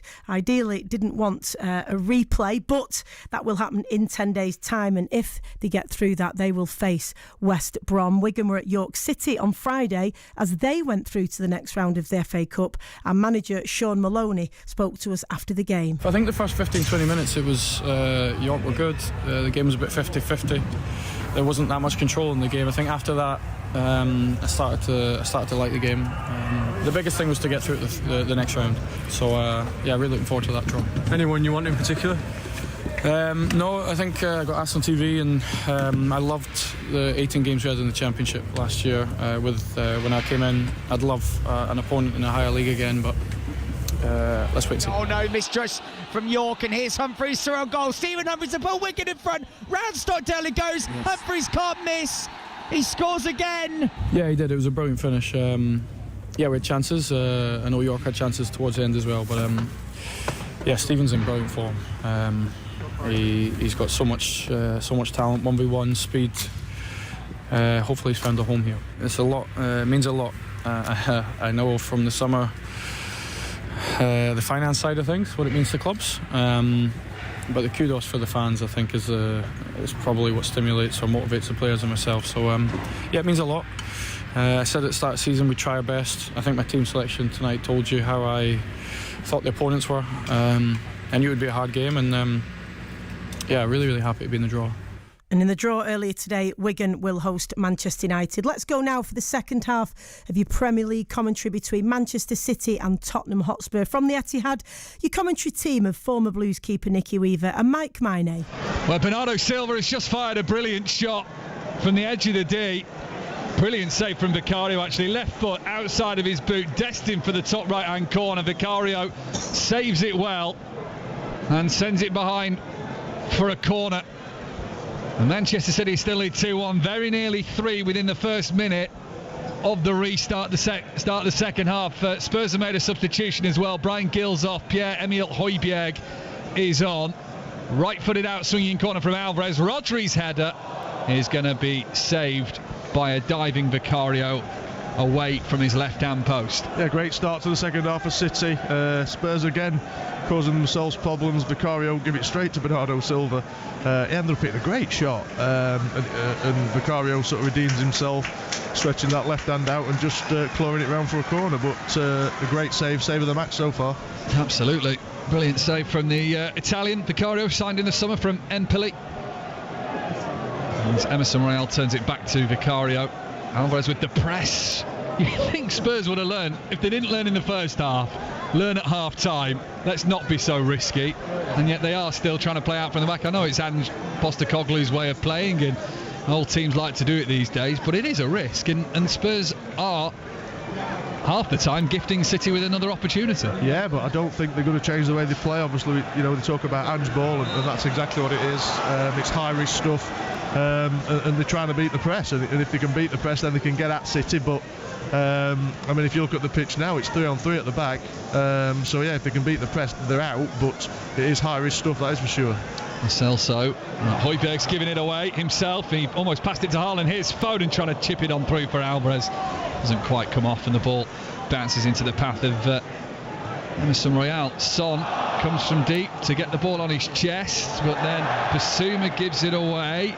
Referee says play on as Haaland goes down, rolls on the turf. And eventually the referee has stopped play. Free kick, Manchester City. Yeah, I think the ref was just trying to see if it was definite foul on Haaland. I think the ref was just trying to see if there was an advantage, and obviously there wasn't. So yeah, it's been a promising start for City in this opening couple of minutes. Again, Tottenham, it's so high risk what they do at the back, but it's the way they play, it's what the manager wants in them. But I think there's a time, excuse me, particularly straight after the second half begins, I think there might be a time just to go forward a little bit sooner. I guess if it works and you beat the press, you're through and you've got gaps to run in behind. That's the sort of trade-off, isn't it? And that's what all the top teams do now, and that's what high-level football's about now. It's high-risk stuff. But if it doesn't work, you gift opportunities to the likes of Manchester City, as we've seen plenty of times in this game. Free kick then midway inside the Spurs half is central. Alvarez sends that in. Diaz with the header.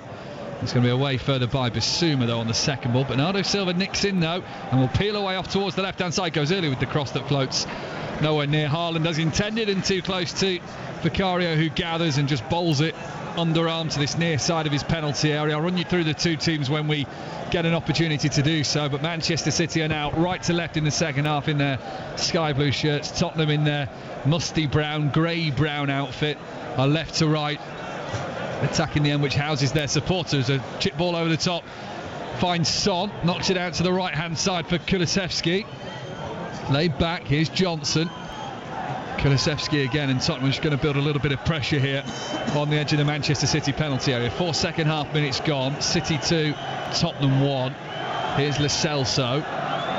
Højbjerg plays a 1-2 with Lo Celso, and Højbjerg has to turn back towards the halfway line. Tottenham, the third team in English top flight history to go unbeaten in their first 10, and then lose consequently the next 3 games as Haaland is hacked down by Højbjerg, and he's only been on the pitch a matter of minutes. And is he going to go into the referee's book, or is he just going to get a stern talking to? It is just going to be a talking to. Wrexham have gone 3-0 up on Yeovil, by the way. That's in the FA Cup. Earlier today we heard that Stockport and Aldershot drawing 2-2. Winning of that one on the replay faces West Brom in the next round. Jack Grealish is going to come on here for Manchester City just 5 second half minutes before Pep Guardiola's decided to change things up. Almost makes you wonder if someone's carried a knock, because it seems strange to do it so quickly after half time. But yeah, it's definitely stripped and he's definitely coming on. Changed it quick on Tuesday night against Leipzig. I think that was 8 second half minutes. Brought Doku and Alvarez on, and City scored within about 5 seconds of the restart after the substitutions 5 days ago. Here is Doku from that free kick, receiving the ball on the left hand side. Alvarez, City leading by 2-1. Out towards the right, it's now worked via Kyle Walker out to Phil Foden, who's got the difference-making goal in this game. The other two coming from Son, one at both ends. Foden again on the right-hand side. Gets into the penalty area, has a look for Bernardo Silva, sends it up. And it comes off the head of a Spurs player and is knocked into the hands of Vicario. Who's down here? Is it Emerson Royal, who's holding the back of his head? He's up. Referee had stopped the play since though, so play will restart in the hands of the Spurs goalkeeper Vicario, I imagine. City leading 2-1. Yeah, so we're just going to wait to see who Jack Grealish is coming on for. Doku seems to be drifting over here, so is he holding his knee a little bit as well, Doku? Does look like it, doesn't it? Yeah, his right knee just keeps flicking it out, trying to almost rub it off, but it's Doku coming off. He's had loads of great situations. I just felt he could have been a positive a few more times than he was, but they were doubling up on him. Porro's handled him well. He must have had a little niggle in the first half. They've given him 5 minutes to see if he can run it off. He can't. But listen, you're not really weakening your side by putting Jack Grealish on. So, like you say, he came on in the week and the game changed. So hopefully he can add to City's attacking prowess in this game. Only 1 assist so far this season for Jack Grealish, yet to score in the Premier League this campaign. A really influential second season at Manchester City last year. Wants to get going this season because Jeremy Doku is certainly impressing as Foden goes for a run, tripped up, right hand side, free kick to Manchester City. Oh no, referee didn't blow. I thought the referee had blown. Play continues. And Foden goes down, but no foul. Looked worse than what it was, didn't it? A couple of players around Foden. I think he jumped out of the way of a challenge, so I don't actually think there was any contact. Nathan Ake, Rico Lewis and Mateo Kovacic doing their warm-ups, watching on this near side touchline as Jack Grealish intercepts the ball. Ball goes out of play for a throw-in, but much deeper in Spurs' half than where they were intending to get to. I'll almost be gobsmacked if City don't score from Tottenham messing about at the back here. I mean, I know it's the way they play, and on occasion they do get out, but in this second half, there's 3 or 4 times where they don't get out. So it wouldn't surprise me if City capitalised on that. Doggy on the left-hand side uses the support network out there, and there's a little run at the defence going on here for Tottenham as they fire in the low shot. Saved by Edison at his near post. A comfortable save, I would imagine. Yeah, straight down his throat, took a little bounce in front of him. Good play from Brennan Johnson, a player I really like. I think he's a great signing, obviously from Nottingham Forest. I remember playing against his dad. His dad scored a couple past me. A good shot, cut it off the left-hand side onto his right foot, and powerful shot, but straight down Edison's throat. Just the 1 goal this season for Brennan Johnson. That came in the defeat to Wolves, which started this run of 3 defeats for Spurs' summer signing of £47.5 million from Nottingham Forest. Throw-in, going back to Edison's penalty area that Son tried to pounce on. It was a bit risky, that one from City. Both sides playing a very risky game. Haaland with his back to goal inside his own half, just holds it up, and then it's flicked out towards this near side for Vardiol, who just half volleys it lovely along the floor for Jack Grealish to have a run into the penalty area. Well, bend it back post for Haaland's header. He tried to stretch every sinew in those neck muscles, but couldn't quite guide it on target. City have since won a corner. Yeah, Rodri played it out to Guardiola, and it made it look so easy. He's chested it up, hit a ball on the half volley, perfect for Grealish. As the corner comes in, Spurs headed away and clearing out of the penalty area. Jack Grealish. Well, that's a bit naughty from Kulusevski. Hands all over the back of Jack Grealish and hauls him down onto the floor. There was no danger there from what Jack Grealish was doing. Yeah, he's running towards the touchline. The ball's going to drift out. And Kulusevski, sort of, it's something you'd see in the WWF. No football. Right? Sort of got him around the neck and dragged him to the floor. Certainly is. No card from Simon Hooper, who's just given 1 to each side for now. Rodri and Udogie, the 2 players. But Bernardo Silva and Julian Alvarez over this free kick then on the left-hand side. Players gather in a line on the edge of the penalty area on the 18-yard line. What have Manchester City got here in their locker? Alvarez seems to be the set-piece specialist for now. Bernardo Silva hangs in close location to the ball. Alvarez runs over the ball, so it's the left foot of Bernardo Silva in, meets a Spurs head, and Grealish is giving that away there to Kulusevski, who can get to the halfway line. Will try and push it into the path of Son, runs across Grealish and to the Korean as well, who can try and turn to face the goal. Here's Johnson from distance. His shot hits the feet of Rodri and is an easy one for Edison to catch. Yeah, sloppy from Grealish, gave the ball away. To be fair, we retract back, as all the City players did, and that's what they do. Son played it into Brennan Johnson. Rodri's gone over the top for Phil Foden, who's all on his own here, pushes it into the penalty area. Goes down under the challenge, but I think that was all very 50-50. And Tottenham through Udogie, knock it back to Vicario, and they're back up to the halfway line already.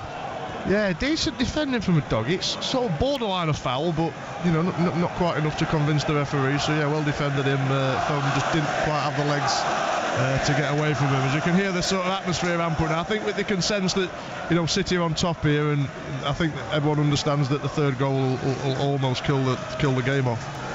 As the floodlights shine down on the turf of the Etihad Stadium, the rain has stopped for now. Fell for most of the first half. Here's Basuma, halfway line, just leaves the centre circle on the right hand side of it. Linesman waited and waited and knew that Kulusevski was offside immediately. I mentioned Spurs being the third team in English top flight history to be unbeaten in their first 10 and then lose their next 3. Huddersfield and Sheffield United were the other two teams. Huddersfield won their 14th fixture and went on to win the league. Sheffield United in 1971 lost number fixture 14 to Manchester City and finished up 10th.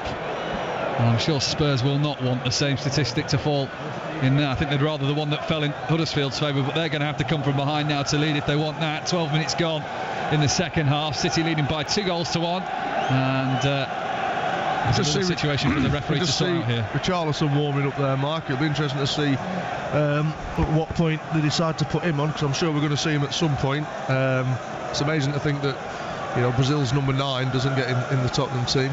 His goal scoring record's not great. He's had a little bit of a layoff as well, some time to sort his head out. And cleared away by Manchester City. Grealish on the left-hand side. Here's Vardiol, halfway line to Rodri. He'll just turn towards the centre circle from this near side, and use Manuel Akanji, who gives it back to the Spanish midfield. And now Alvarez into the Akanji, who first time sends it out to this near side for Jack Grealish. Bending right-footed effort out towards Bernardo Silva on the far side of the field. He'll attack the penalty area, cuts in on his left foot, but ran into traffic, and Tottenham are able to clear it away. Here's Brennan Johnson, who moves back down the touchline to use Destiny and Doggy.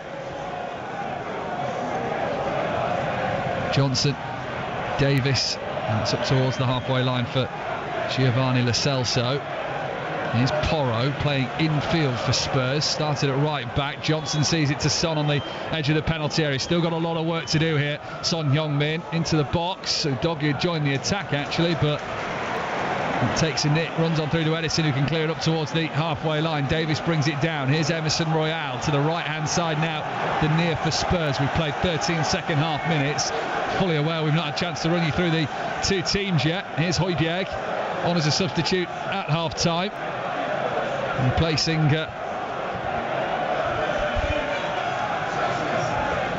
did he replace? He replaced Brian Gill. Of course he did. Here's Højbjerg. Emerson Royale across the centre circle. City leading 2-1. Here's Ben Davis. Drop of the shoulder from Johnson on the turn, and Walker takes him out. Free kick. So Manchester City have Edison in goal. Walker, Akanji, Diaz and Vardiol as their backline. Bernardo and Rodri holding the midfield, with Foden, Alvarez and Grealish sitting just behind Erling Haaland up front. Where Tottenham are concerned, Vicario is their goalkeeper. Porro, Emerson Royale, Davis and Udogi, their back four. Basuma and Lo Celso in the midfield, with Johnson, Kulusevski and Højbjerg assisting Son up front. 2-1 to Manchester City as we hit the hour mark on BBC Radio Manchester's Total Sport. Ruben Diaz has the free kick midway inside Manchester City's half, central position as well. Alvarez turns it out towards the near side left for Jack Grealish, who weaves his way past a couple of players, but then on the recovery was Højbjerg, and it's back to Vicario inside his own penalty area. Spurs play out from the back again. Yeah, absolutely, and they're sort of messing about with it again, and very lucky handball from Grealish. He appeals. He doesn't believe that was the case. Pierre-Emile Højbjerg's come on at half-time and has had I think he's been booked. Jack Grealish has just been booked as well. Complaining, I think. Must be complaining too much, yeah. Dissent towards the referee. And the second Manchester City player in the book then this afternoon is Jack Grealish. The phone lines are open, by the way, if you want to have your say after the game. We're taking your calls. Nicky Weaver here till 7 o'clock tonight on 0800 218 2255. Here's Emerson Royale. And then tomorrow, the latest episode of We're Not Really Here, our Manchester City podcast, will be up and out Nicky Weaver will be recording that with myself and Natalie Pike after the game today. So keep your eye on BBC Sounds or wherever you get your podcasts from. Like and subscribe and leave a comment if you want. And Spurs play inside their own 6-yard box between Royale and Vicario. Guardiola's been impressive today. Knows about his business.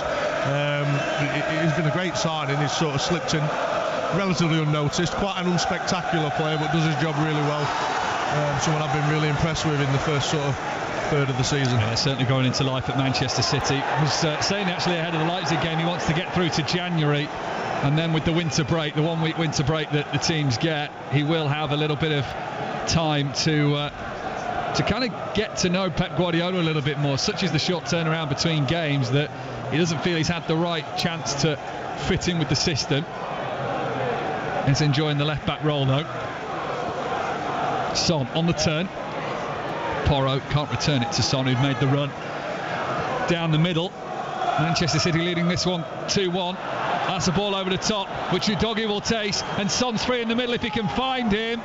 Edison reacted quickly. I think now the offside flag goes up. Had to let play go on because it was tight at the time, and VAR could, of course, review it.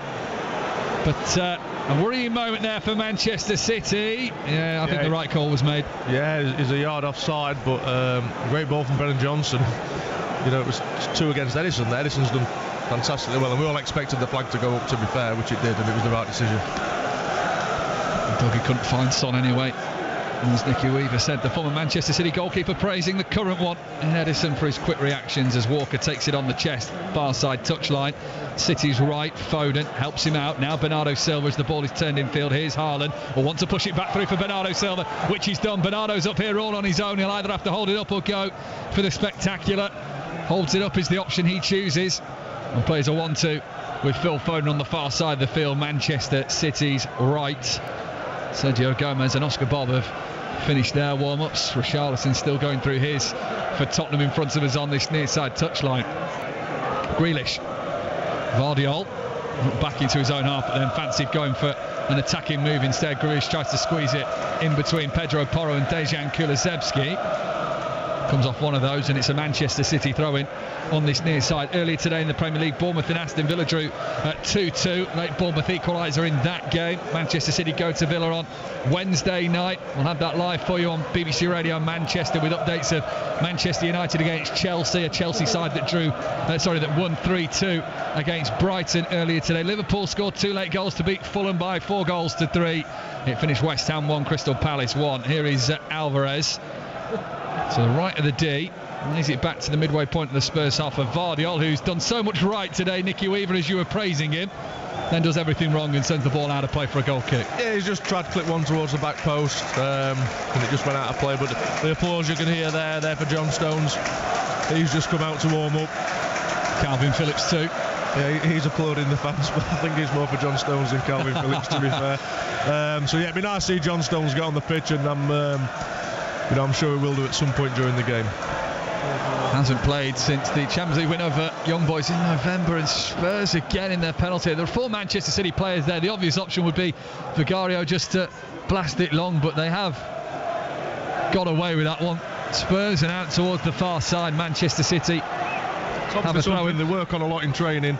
They'll have defence v attack, and they'll have the patterns how they want to play out certain players in certain positions. But yeah, it really is high risk stuff, and they've just about got away with it so far. Would you ever tried it with the likes of Richard Dunn, Steve Howie, and... Well, I saw Dion Dublin in the press room earlier, and that gave me nightmares. I once tried it, and so one of his goals that he got, he owes me for that one. And every time I turn the telly on, I see him on there, so it always gives me a reminder. Can't escape the nightmare of Dion Dublin, who sits just along from us here, the former Manchester United striker.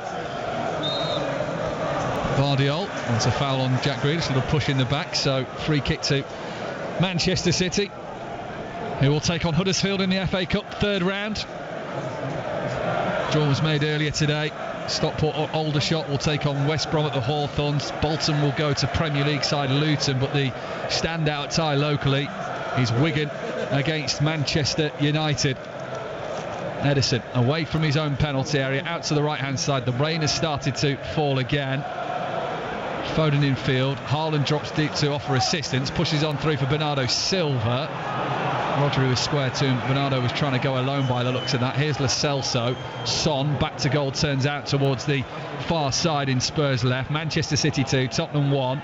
20 minutes gone in this second half. Here's Emerson Royal joining the attack. Out towards the right-hand side. Kulusevski in between box and touchline. Can take that to the byline. Twisting against Vardiol. Plays it off. Vardiol doesn't win the corner. Comes back to Dejan Kulusevski again. Needs Bissouma. Emerson Royal on the right-hand side. Kulusevski tries to squeeze it through onto the corner of the penalty area. Royal slides in. City try and clear it. That will be a corner to Spurs. Must have taken a deflection there. So Tottenham have a corner near side the right. Yeah, they've not been too much near City's goal this second half. Tottenham, they had one shot from Brennan Johnson, but they've got a corner here. Can they capitalise on it?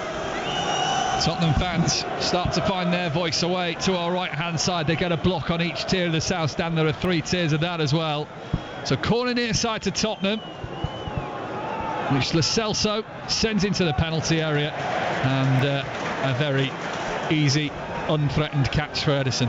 Yeah, good take. It's not a bad ball in, but no one seemed to sort of track the flight of the ball, but Edison did, and it was a nice pair of safe hands from him. So he sends it away from his penalty area. The throw, underarm. Foden from the far side has chipped that into the penalty area, and Bissouma can win that back. He though turns into his own half. Alvarez and Bernardo Silva all over the back of him. Tottenham with miserable away records against the reigning Premier League champions, whoever that might be. Only ever won 4 of 31 across the Premier League. Well, having said that, all 4 have come in the last 10 seasons, as again from inside their own penalty area, almost with an air of arrogance about them, Tottenham play it away, back with their goalkeeper Vicario once again, clad it all in yellow this evening, the Tottenham goalkeeper. Down the near side, so the far side they go, and drop of the shoulder won't come off on that occasion for Destiny Udogie. Edison away from his box, uses Rodri down the middle. There will be more goals, Nicky Weaver said at half-time. Maybe it comes now, actually. Will Lo Celso, edge of the D, needs to find space to shoot, which he does, and buries it. And Tottenham are level again in this game. Giovanni Lo Celso on the edge of the penalty area, squeezing it into the left-hand post, past a diving Edison. And it's Manchester City 2, Tottenham Hotspur 2. Yeah, we spoke at half-time about how important the next goal is. I think most people thought it was going to go to City. They've had a good start to the second half, so against the run of play, it's gone to Tottenham. It's a great finish from Lo Celso. He gets the ball, picks it up sort of 25 yards out, gets it onto that left foot of his. He's got too much time. The defenders think it's Diaz. He's got to try and get closer to him, and it's a great finish. He gets it on his left foot, bends it round Edison, and it's gone in off the post. But yeah, it's a fantastic finish. I was just about to ask you, with the score at 2-1, the atmosphere feeling a little bit quiet, whether you actually saw any more goals in this game anymore, Nicky Weaver, but we got the answer. We have, and I think Edison, gets a little touch on that and tips it onto the post. So, again, not putting any criticism on him at all, because it's a great finish, but as a goalkeeper, when you do get a touch on it, you always feel like you could save it out, keep it out the goal. But yeah, the atmosphere is really ramped up here now. The City fans want to get behind City fans. The Tottenham fans are going balmy over there in the corner. So it's game on now at 2-2. This is game 169 in all competitions between these pair. In the previous 168, City have won 68, Spurs have won 68, and there's been 36 draws. Does one side get the advantage with 20 minutes to go on Total Sport here on BBC Radio Manchester? It might be Spurs, because Kulusevski on the right has put Højbjerg in on the byline, tries to send it in near post, claims of handball, it's gone behind. Rodri couldn't keep it in play. Tottenham have a corner. City need to find something here, Nicky Weaver. Yeah, the game's been flipped on its head, and what City have got to do, they've got to try and take the sting out of the game, and then get back into the rhythm. There's still 20 minutes left. They've got players waiting to come on if they need them. So yeah, the game just seems to have gone a little bit bung-o and a little bit frantic, and obviously that's in Tottenham's favour, because the last few minutes has all been in the Man City penalty area.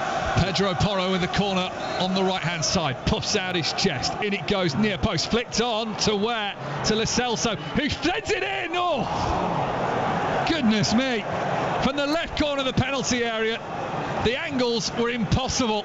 There were so many players in the way, but on the half volley, catches it sweetly left-footed. I think it hits the right boot of Jack Grealish into the side netting, and Spurs have another corner. Yeah, I mean, it's a great strike from Lo Celso. Just clipped like Jack Grealish's foot and just goes wide, but from our angle it looked like it had gone in. Lo Celso out of favour at Spurs in the last couple of seasons. Spent the last 18 months on loan at Villarreal in Spain, but he's back under Ange Postecoglou and working. In goes the corner again. Haaland with the header away. Foden tries to win the second ball. It drops on the edge of the box for the volley this time. That is clattered into a crowd of players. Hojbjerg, I think it was. Might have been Brennan Johnson. And Manchester City have a goal kick. They're going to bring on Rico Lewis here.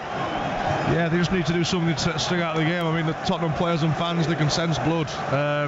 They see this as a real opportunity to try and get another goal. And yet, City are setting up to go short, but I think they're going to go long here. Just need to relieve a little bit of pressure and settle the game down again. Rico Lewis prepares to come on. The rain continues to fall. It is a cold December day at the Etihad Stadium. The conditions are miserable.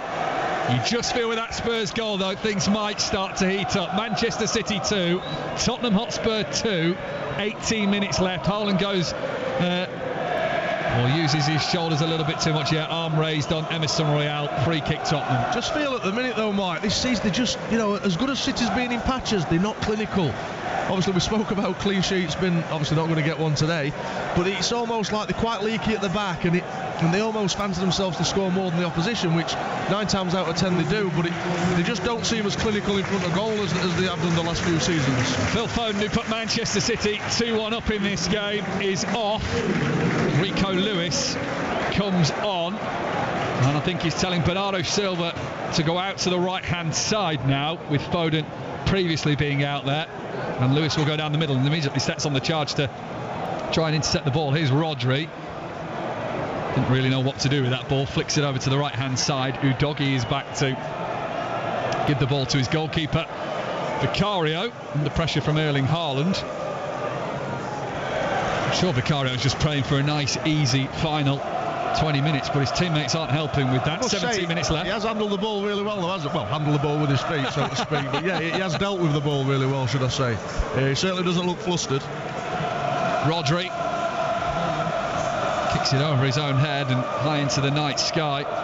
Well, the rain is falling. Can't be many players who will look skywards at that moment to get a load of rain in their eye. Edison has the ball as it runs to him on the edge of his own penalty area. Manuel Akanji drops into a pocket of space to assist. Now out towards this near side. Grealish challenged from behind by Porro, ex-Manchester City youngster. Holds his hamstring, Jack Grealish, as he goes down there. Yellow card to Pedro Porro as well for that rash challenge. Struggling to think, though, Bernardo Silva within seconds of the restart. What have City done since? Yeah, not a lot. I mean, Vicario made a great save. City, they haven't really got into the rhythm, have they? And it's all credit to Tottenham, because Tottenham they've pressed well, they've kept the ball well, and they've moved it from back to front pretty quickly, and they've had some good situations, and they deserve, to be at 2-2. So it's going to be a really interesting sort of last 15 minutes now. Listen, if you was a betting man, you'd still put your money on City, because they generally always find a way, but Tottenham are going to take some stopping because they've looked really, really threatening. Dramatic games are following Manchester City round at the minute. Chelsea 4-4, Liverpool 1-1. It's a great game for the neutral, isn't it? 2-2 with sort of 15 minutes to go. 2-2 here, and of course the 3-2 comeback in midweek against Leipzig. City aren't doing boring at the minute. Rico Lewis has somehow come out with the ball on the far side touchline. Rodri takes over. Lewis in support on the right-hand side. Pulls it back, Rodri! Over the bar. Well, the ball was going behind him. I just wonder, could he have left it for Haaland, who was a couple of yards further on? As the ball came in low from Lewis on the right-hand side, it's behind the near post from where Rodri was shooting. And it remains 2-2, but that's a bright moment for City, just when we were saying they were lacking in bright moments. Yeah, great play from Rodri. Move forward with the ball, slip Rico Lewis in a really dangerous position. He cuts it back, and it was just behind Rodri, and he sort of struggled to get a good connection on it, and it's just gone over. Alvarez helps to win the ball back with Jack Grealish on the near side left for Manchester City. 2-2 the score, quarter of an hour to go. As Hojbjerg sees it back to Vicario, just away from his 6-yard box, far side of the penalty area. He sends it long for once. And City win the ball back just outside the centre circle with Ruben Diaz. Here's Kyle Walker. Bernardo Silva on the touchline, drags the ball down closer towards the Tottenham penalty area, uses Rico Lewis on the pullback. Infield the ball goes. Manuel Akanji on the ball for Manchester City, who were behind early on, got 2-1 in front, and Lo Celso has squeezed the ball in to make it 2-2. Here's Grealish. Vardiol just runs past Kulusevski, in from the left-hand side. Rodri. Akanji out to the right. Bernardo Silva takes it on his chest, pushes it closer to the byline. Bernardo Silva then flicks back on his left boot, looks for Akanji, hits Udogie, and out for a throw-in on the far side. Yeah, at least the play's been a little bit more around the Tottenham goal this last 3 or 4 minutes. The game seems to have settled down a bit now after a frantic sort of 4 or 5 minutes in and around the Tottenham second goal. So yeah, City have sort of taken control possession-wise. Let's hope they can make it count. Rodri squeezes it on through for Bernardo Silva. There's a Spurs player down on the halfway line. For now, though, Manchester City will continue. Rodri's got 4 players around him. And the referee wants to play on. Had a look back at the Spurs player down holding his leg. Isn't going to blow his whistle as Vardiol, left corner of the penalty area. Diaz. City player, Spurs are appealing that City are to kick the ball out, but they don't have to, and that player's back up as well on the far side. Here's Bernardo Silva, lovely control in the box, will try and fire it across goal. Behind it goes for a corner, and whoever that Tottenham player is, he's down again in the box after taking that knock. Tried to get back to help his defenders. It's Højbjerg who's suffering. Yeah, see all the Tottenham players appealing to the referee to stop the City players to kick it out, but it's up to the referee to stop it. Short corner. Bernardo Silva and Alvarez combine. Here's Rico Lewis, stabs it in with his right boot over the head of Akanji. Vardiol. Well under it. And a true centre-back finish there, sending it high over the bar. 2-2 still. Yeah, that finish was a little bit like Alisson's kick out a couple of weeks ago. A big slicer. Tottenham substitution is going to see their equalising goal scorer Giovanni Lo Celso be replaced. Oliver Skipp is going to come on yet again as a substitute. He's only started in 1 of his previous 7 appearances this season for Tottenham, and that was on the opening weekend as Lo Celso slowly makes his way off the Argentine. I think that perhaps shows you Tottenham's intentions a little bit like the Rico Lewis substitution as well. He obviously probably want to try and get a little bit more control in that middle third of the pitch. 2-2 then, with 12 minutes to go in this game on Total Sport. BBC Radio Manchester. Alvarez just giving a little few nudges to Emerson Royal. Tottenham win the throw-in as Emerson Royal was just trying to shield the ball out of play. Rodri wins it back off Bissouma in the middle of the park to Grealish. Oh, he's gone down. Late challenge from Højbjerg, who is on a booking, and the referee isn't going to book him again. Free kick to Manchester City. He's had an eventful half. He only come on at half time. He's been involved in, he's been down injured, he's been booked, nearly got another booking. He's had an eventful half as Højbjerg, but yeah, quite central this, so it's difficult to get an angle on it, but it's Bernardo Silva and Alvarez over the ball, so Tottenham got a really high defensive line. The ball's probably 40 yards out from goal, and they're probably 25 yards out from goal, so they've got a really high defensive line here.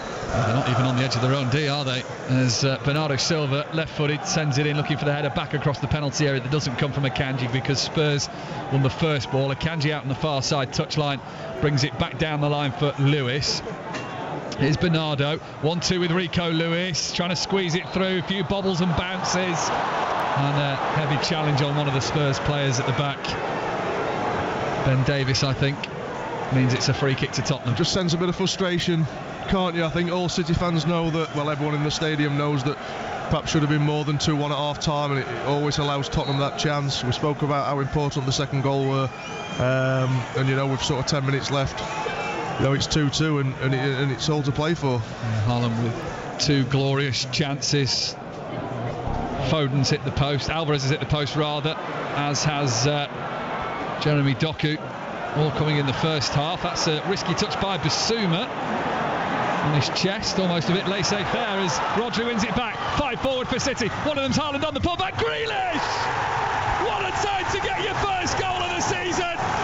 The substitute scores and City are back in front. Spurs caught napping, Haaland pounced, and on a plate for Grealish. Manchester Great play from Rodri initially, winning the ball back, slots it through to Haaland. He had a quick look up, there wasn't a lot on, and he's put a great ball in between the goalkeeper and defenders. And Jack Grealish is there to sweep it into the back stick. And I was just saying, Mike, you could just sense before that there's a bit of frustration in the stadium, and that's all suddenly been relieved now. But it's fantastic play from Rodri, wins the ball back, plays Haaland in. It's a great run it's a little bit of a cutback actually, and it's a good little finish from Grealish to make it 3-2. Haaland in on the right of the penalty area, Grealish down the middle, side foot shot that goes past Vicario, and Manchester City are in front again and can keep tabs with Arsenal at the top. It puts them into second above Liverpool as it stands. Manchester City 3, Tottenham Hotspur 2. What another great game, and City haven't been at their best second half. They've been a little bit quiet, but after Tottenham's equaliser they started to get back on top. Grealish sliding on his knees right at the camera, his first goal of the season, and it'll mean so much if Manchester City can hold on here. They lead by 3-2, and there's 8 minutes left. Yeah, it's a great time to get your first goal of the season, and you can hear the atmosphere now at the Etihad. It's really revved up, and let's hope City can sort of see these last 10 or so minutes out. City fans on their feet, and actually very kindly singing the name of our podcast, We're Not Really Here. Ball back with Edison inside this penalty area, sends it out towards this near side in the driving rain of East Manchester at the start of December. Here is Vardiol, challenged on the near side by Skip, and Kulusevski's away now on the right hand side. Grealish trying to recover some ground, holds him up brilliantly. From attack to defence there for Jack Grealish. What he did a few moments ago was score.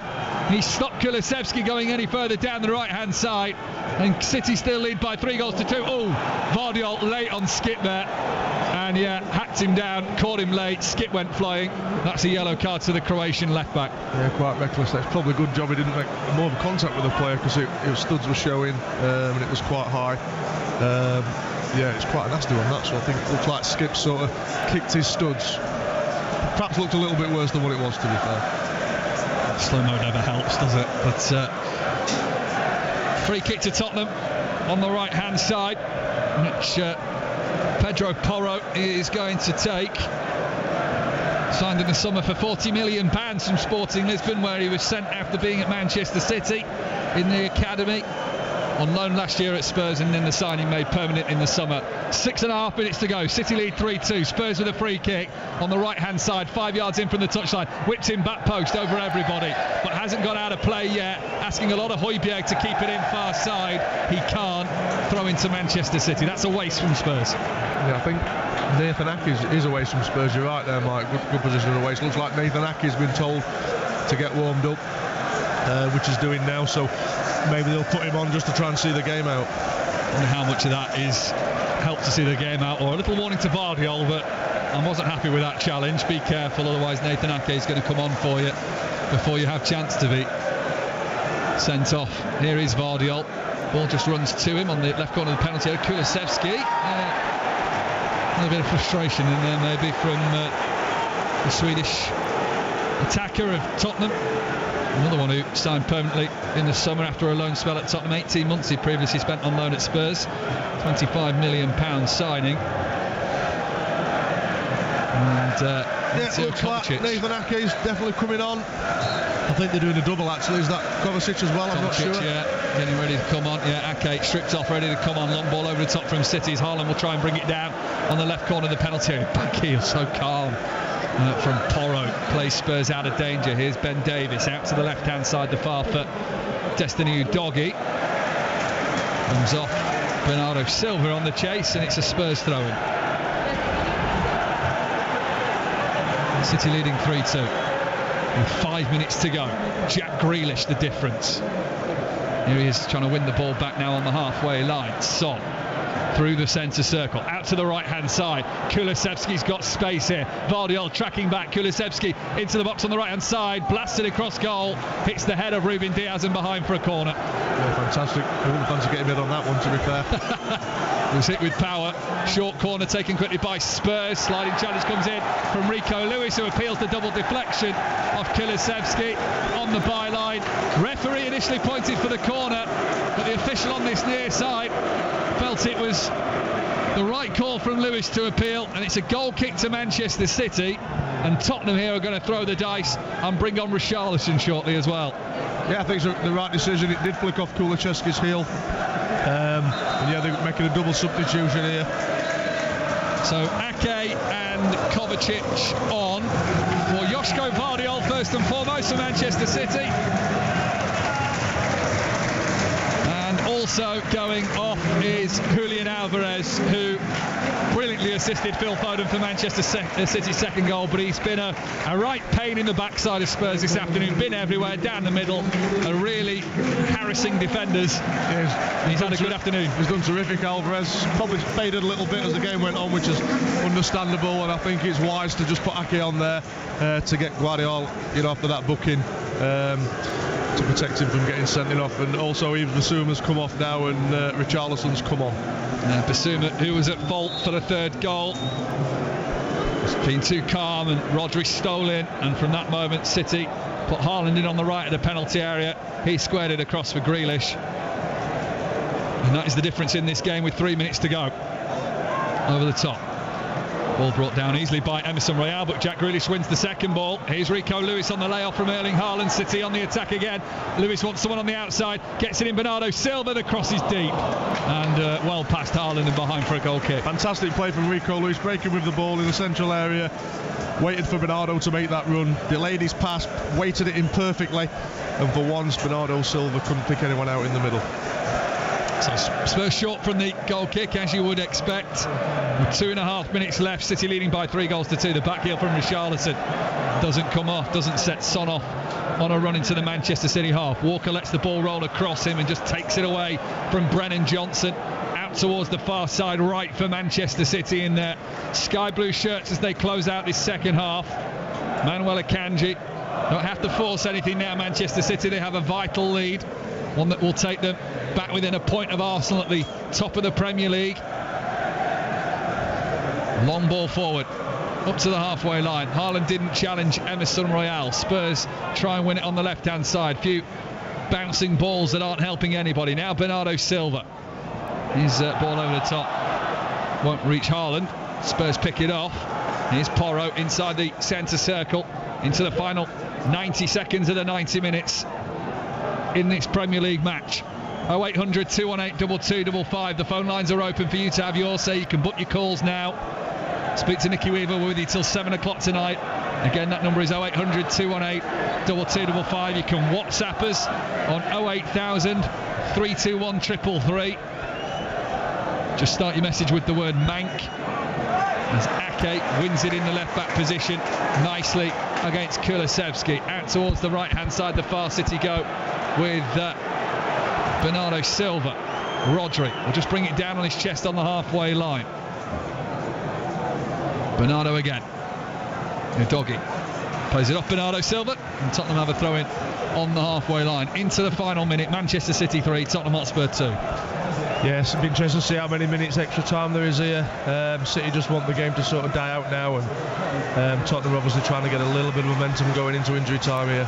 City will want to see a smaller number as possible, Tottenham as big as possible. As from the left hand side, Johnson crosses it in. Oh, Kulusevski's in! Kulusevski's header!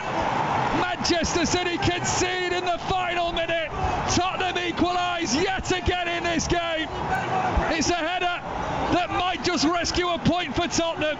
City 3, Spurs 3. Yeah, it's an absolute sucker punch for City. Stadium's just gone really quiet. Tottenham fans are going balmy in the corner. It's a great ball in from the left-hand side, and he hung the cross up, and it's a great header from Kulusevski. It looked like the defender. It looked like it was. Oh, they're looking for a possible offside here, but I don't think it is. Ball goes out wide. beats Kyle Walker probably too easily. He's coming on the far stick, and I think it's Nathan Ake sort of gets caught under the ball. Brennan Johnson plays the ball in, Nathan Ake gets caught under him, and it's a fantastic header from Kulusevski off the underside of the crossbar. And it just nestled in, sent the Spurs fans wild, and Dejan Kulusevski becomes the third player to score in 3 consecutive games at the Etihad Stadium. Collins John for Fulham 2004 to 2006, Tim Cahill for Everton 2008 to 2010, and now Dejan Kulusevski adds his name to that list. Ange Postecoglou, without a smile, raises 2 hands in the air as Kulusevski has got Spurs level. Huge fist pump from him at the Spurs end. And that's a signal. It was amazing Pep's reaction when he went in. He actually fell down on his back. And he was on the floor, he can't believe it. But City have got 4 minutes to try and rescue the 3 points here. Manchester City, who haven't gone 3 games without a win in the Premier League under Pep for over 6 years, are now trying to chase a winner. Jack Grealish thought he'd done it when he put City 3-2 up. Kulusevski had other ideas. City 3, Tottenham 3. 5 minutes of added time was shown. We've had a minute and a half. Here's Mateo Kovacic across the halfway line, near side the left. Grealish in field. City looking for a winner. Kulusevski clips the heels of Jack Grealish, and he's yellow carded for his tactical foul, as it'll go down as a professional foul. But City have a free kick midway inside the Spurs half. Can they send it in and produce something? Well, they need to, and again, it's a similar position to we had 7 or 8 minutes ago. It's probably 40 yards out from goal, and you know, there's not a defender that they're 2 or 3 yards outside of the D, so they're really high line here. Can Grealish or Silva find the killer ball? Grealish runs over the ball, so Silva's delivery whips in at pace. There's a chance here for Nathan Ake, but the ball runs all the way to the byline, and the flag goes up to say it went out of play as well. That was close. Dangerous delivery from Bernardo Silva. Whips in low with his left boot, bending around the high Tottenham line of defenders. It needed Diaz maybe on the stretch. It was too far past him. Ake couldn't get there quick enough. It's just a yard too far, the ball, probably a little bit too much pace on it. It's a great ball, but unfortunately for City, no one could get on the end of it. And now Tottenham, that urgency, they had a few minutes to go for the first time in the game. I think Vicario's going to drive it long here from a goal kick. They're not playing out from the back anymore, are they? They're going long here. Tottenham to the halfway line. 3-3 the score. 3 successive draws for Manchester City. Diaz over the top. Grealish will try and bring it down up against Pedro Porro. Which way's the ball gone? They're both looking for it. Grealish gets there first, tries to backheel it to Mateo Kovacic. Loose ball runs to Emerson Royal. It's Vicario again. He's not playing out from the back now. Up and over to the halfway line. Akanji wins header 1. Second ball won by Son, who now charges into the Manchester City half. Still carrying the ball here. Kulusevski out on the right-hand side. Puts the cross in. Laid back by Johnson. And Rodri is there first to react. Haaland tripped. Can he stay on his feet as he sends the ball over the top? Grealish looks onside here. Oh, the referee's blown for the foul on Haaland. And Haaland goes apoplectic at Simon Hooper because he played the perfect ball over the top to Jack Grealish, who was onside. And City are denied a great goal-scoring opportunity courtesy of the referee's whistle. Yeah, he's obviously trying to wait for the advantage, but he's not waited long enough. Haaland plays a terrific ball over the top. Grealish is through. Listen, he had a lot to do, don't get me wrong, so he's probably 45 yards from goal, but he's clear through one-on-one, and then the referee blows. If he just lets it go another second, and Erling Haaland is absolutely furious, as all City players are. Haaland was fouled on the edge of the centre circle, no doubt about that. Referee even waves play on, and then blows his whistle. Well, there's some controversy there. Kyle Walker's having a word with Simon Hooper, wanting an explanation. I'm sure Pep Guardiola wants it from the fourth official as well. And now we've got another stoppage in play. Emerson Royal's been booked for his foul on Erling Haaland. You're not fit to referee. Rings around the Etihad Stadium. Fuming with that decision. Tottenham Hotspur substitution's going to see Brennan Johnson be replaced by the youngster Jamie Donnelly for Tottenham. Donnelly, who's 18 and now will get his Premier League debut here at the Etihad Stadium. Yeah, just a time wasting one here for Tottenham. I mean, Brennan Johnson was right over the far side of the pitch. He seems to have taken age to get off the pitch here. City fans, give us a ring, especially on that controversial moment perhaps. 0800 218 2255 is the number you need. To be fair to Simon Hooper, the referee, he's let quite a bit go and then pulled it back but that one he just didn't let it go long enough. And for whatever reason here, the referee's called back the free kick yet again. Well, there's 3 balls on the pitch here. Walker and Grealish clear one away to each side of the pitch, and now Ruben Diaz on the halfway line can take this free kick. The referee blows his whistle. Side foot pass out to the right hand side for Manuel Akanji. Is there one final bit of drama? It's chipped into the penalty area, headed away by Emerson Royale from the right hand side. Rodri sends it over the top, asking a lot of Bernardo Silva. Oh, now here's your chance, because Udogie's just volleyed that behind for a cheap Manchester City corner. Yeah, I was just having a look at Edison there to see if he fancied coming up, but pretty much. Well, this is it.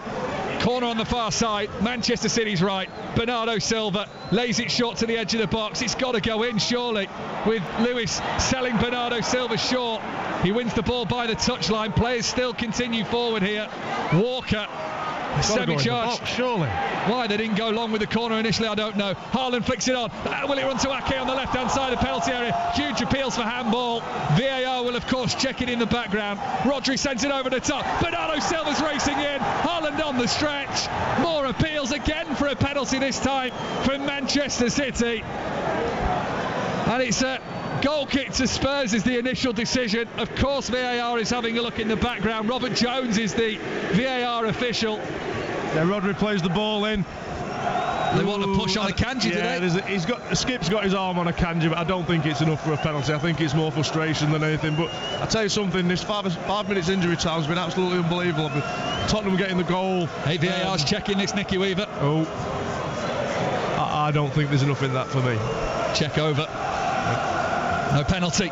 Goal kick Tottenham away to our left-hand side. What a ridiculous ending to a quite frantic game. 3-3 the score. Players heading over to this near side. Vicario goes long for now. Simon Hooper, despite is now ticking into the 8th minute of stoppage time, keeps his whistle down by his side. Long ball forward. Lewis heads it out to the right-hand side. Bernardo Silva turns away from the Spurs penalty area. Now tries to switch the play out towards this near side. Cushioned down by Grealish. Has to be now for Manchester City. Ake out to Grealish on the left-hand side. Grealish needs to weave way past a couple of players. Can't send the cross in. And the referee blows for full time. The boos are for the officials, not for the players who've left everything out on the pitch. What a dramatic game here at the Etihad Stadium. It started so quickly when Son opened for Spurs, but at the other end, moments later, put one in the back of his own net for 1-1. Foden made it 2-1 in the break. Tottenham got an equaliser before Jack Grealish thought he'd won it 10 minutes from time with his first goal of the season. And then as we hit the end of the 90 minutes, Kulusevski got above Ake on a header on a cross, hit the crossbar, bounced down the right side of the goal line where Tottenham are concerned, and equalised. And it's not all done here, because Ange Postecoglou and Erling Haaland are having a few choice words. Kyle Walker's gone over to Simon Hooper, the referee, who stands on the edge of the penalty area away to our left-hand side. Drama at the last here at the Etihad Stadium, and plenty to discuss in the phone-in, which you can call now on 0800 218 2255. It is, for the first time since April 2017, the first time that Manchester City have gone 3 Premier League games without a win under Pep Guardiola. But I tell you what, all 3 draws have been dramatic. From Chelsea's 4-all to Liverpool's 1 apiece, we now have Manchester City 3, Tottenham Hotspur 3. City fans would love to hear from you between now and 7 on Total Sport. The number 0800 218 2255. You can text us 81333, start your message with the word Mank, or you can tweet us at BBC RM Sport. WhatsApp, of course, as well, 08000 321 333. Also start your message with the word Mank. We're with you through till 7. You can put your thoughts, comments and questions to Mike Miney and Nicky Weaver. Nicky, goodness me, I mean, sum just that last 5 minutes up for us, will you? Well, it was frantic, it was epic, wasn't it? Yeah, I mean, it was unbelievable what we've just seen here. There's been some unsavoury scenes afterwards. I mean, City taking the lead twice, you'd have expected them to see it out. Kulusevski's goal came right at the death. And yeah, City should have had the game wrapped up and they didn't. And then yeah, there was one scene right at the end where Haaland played a lovely ball through to Jack Grealish. Haaland was actually fouled. The referee blew for the foul. If it had just let it go a second or two longer, Grealish should have been clean through on goal. And I think that's what's caused the unsavoury scenes after. But an absolute entertaining game from start to finish. A great advert for the Premier League, but ultimately for City it's 2 points dropped. So let's talk about the reason why we had those, what you called unsavoury scenes at the end. The fans very unhappy, made that clear towards the referee with their chants. The players clearly and visibly very, very annoyed at the end. Talk us through why that is. Well, just probably 10 yards inside Tottenham's half, Erling Haaland's got the ball, he's turned, and as he's played the ball, he's got fouled, but the ball's already gone. The referee should have let it go a couple of seconds longer. He's played a great ball through for Jack Grealish, who's clean through. He's probably 40 yards from goal, but he's clean in on goal. And then the referee's blown for the free kick. So if he just allows play to go on for another second or two, he'd have been able to see that Grealish was clean through, and I think that's what's caused the problems. I mean, Erling Haaland at the end was absolutely fuming, and as he's storming off the pitch, he's ripping his ponytail out, and he barged into one of the Tottenham subs, and it looked like there was going to be a little bit of fisticuffs, but it was just a bit of pushing and shoving. But yeah, Tottenham will go away delighted, and City, everyone in a little bit stunned, because we didn't see that goal coming at the end. Yeah, it was pretty hectic towards the end there. Right, we've got a couple of texts and tweets, Nikki, and do get in touch with us. We'd love to chat to you on air. 0800 218 2255. What did you think of that? Was it a terrible decision? Can you understand why that decision was made? Was that a clear goal opportunity for City? You'd have to argue that it was, with Grealish through. A couple of texts and tweets here to kick us off, Nikki. Sam, this is on Grealish, says he always steps up in big games, and what a time, as Mike said, to get your first one of the season. Sorry, I just missed that a little bit, sorry. There's a tweet on Grealish from Sam, who says he always steps up in big games. We thought for a moment there he'd actually scored the winner in this huge game, but still a vital goal to secure the point for City in the end. Yeah, once he got that goal, we all thought it was going to be the winner. We thought City would see it out, and it's something they've not been able to do this year. They've not been as clinical as they have been in recent seasons, and ultimately they couldn't see it out. And they got caught with a sucker punch, and it's a great header from Kulusevski, and yeah, the spoils are shared, but yeah, it's definitely two points dropped from City. You've just mentioned Kulusevski, and Sam in a later tweet added Kulusevski just did the silencer. Yeah, it seems to be the regular. I think Trent Alexander-Arnold did it, didn't he, the other week, and yeah, it just silenced the whole ground. Tottenham fans are going balmy. It's a great header. Nathan Ake was sort of caught under the ball. Kulusevski got the run on him, and it's a fantastic header at the underside of the bar and gone in, and yeah, the whole ground was stunned. I mean, there've been tons of goals in the Premier League today. I mean, 5 in the Chelsea-Brighton game, 7 in the Liverpool-Fulham game, and 6 goals between the others, and another 6 goals for City, Tottenham. I mean, a whole handful of goals today, and you were saying earlier in the build-up that, that's the way that the game is played now. It's high risk, high reward, but lots and lots of goals, which certainly for football fans, for neutrals anyway, can be pretty exciting. We've got a message from Savage here who says this is a Prem classic. What made it a classic, if indeed you agree with that? I just think the end-to-end nature of it. 6 goals, like I said, there's been a lot of goals today, and it's the modern thing. We were talking to Phil Brown before, and clean sheets seem to be a thing of the past. No one really seems to cherish a clean sheet like in years before. So yeah, but it was end-to-end today. It certainly is a classic Premier League game. End-to-end, 6 goals, some good goals as well. You thought City taking the lead twice, particularly when Grealish come on and scored the goal. You think City are going to see it out. Ultimately they didn't, and it's something that they've struggled with all season.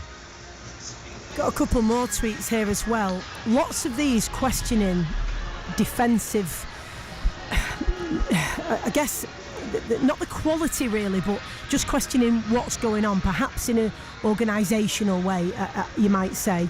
So we've got one from Joe who says, what's going on with this defence?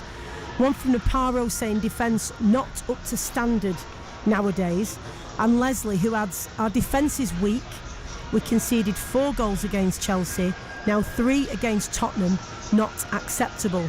So I don't want to put words in people's mouths, and exactly what they're questioning, but certainly questioning the capability, let's say, and solidity of City's defence, Nicky. Would you agree? And if so, what's going wrong? I don't think it's as much the defenders. I think it's the fact that the way they play, they commit so many men forward, as do the opposition. It does leave them a bit of bare at the back, and they can often be an overload in the attacker's favour. So it's just the way the game's sort of developed at the minute.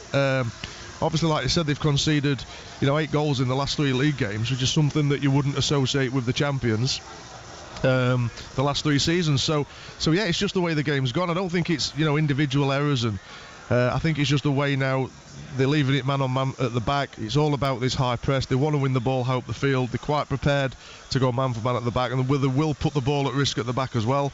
Tottenham got away with quite a few today. So yeah, I think it's just the way that systems and where you sort of you value that you want as many players as you can further up the field, where in time gone by you'd sort of try and be a little bit tighter at the back, and it's something that's it's ultimately cost City in the last 3 games.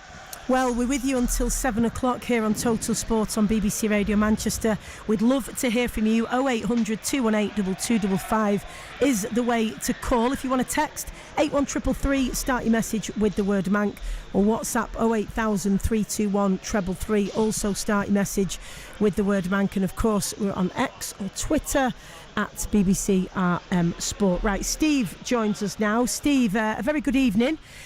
We've heard lots of points of view there, but it was end-to-end. It was an engaging, intriguing game. That's for neutrals, though. As a City fan, how did you perceive it? Well, I'm nervous, yes. The last chance that Haaland had, why did the referee stop it? He needs an education, that bloke. There was nothing wrong with the challenge at all. Haaland turned, got the ball, and he went to pass it to an opponent, and then he blew his whistle.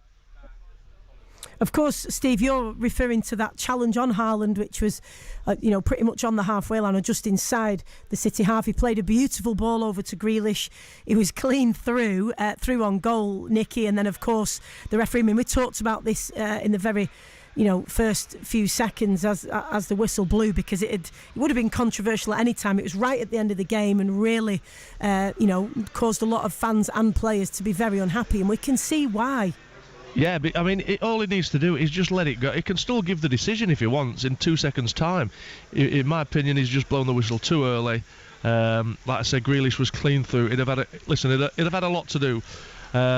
But he'd have had a great chance of winning the game for City, and you can understand why people get frustrated, because it's that consistency again. He'd actually done it a few times in the game, referee, where he'd actually let it go, then pulled it back, but he seemed to let it go shorter this time, and ultimately he pulled it back. And the thing as well, when he pulled it back, Grealish has got control of the ball and he's bearing down on the goalkeeper. So if he'd have just let it go another 2 seconds, then we could have been talking about 3 points instead of 1.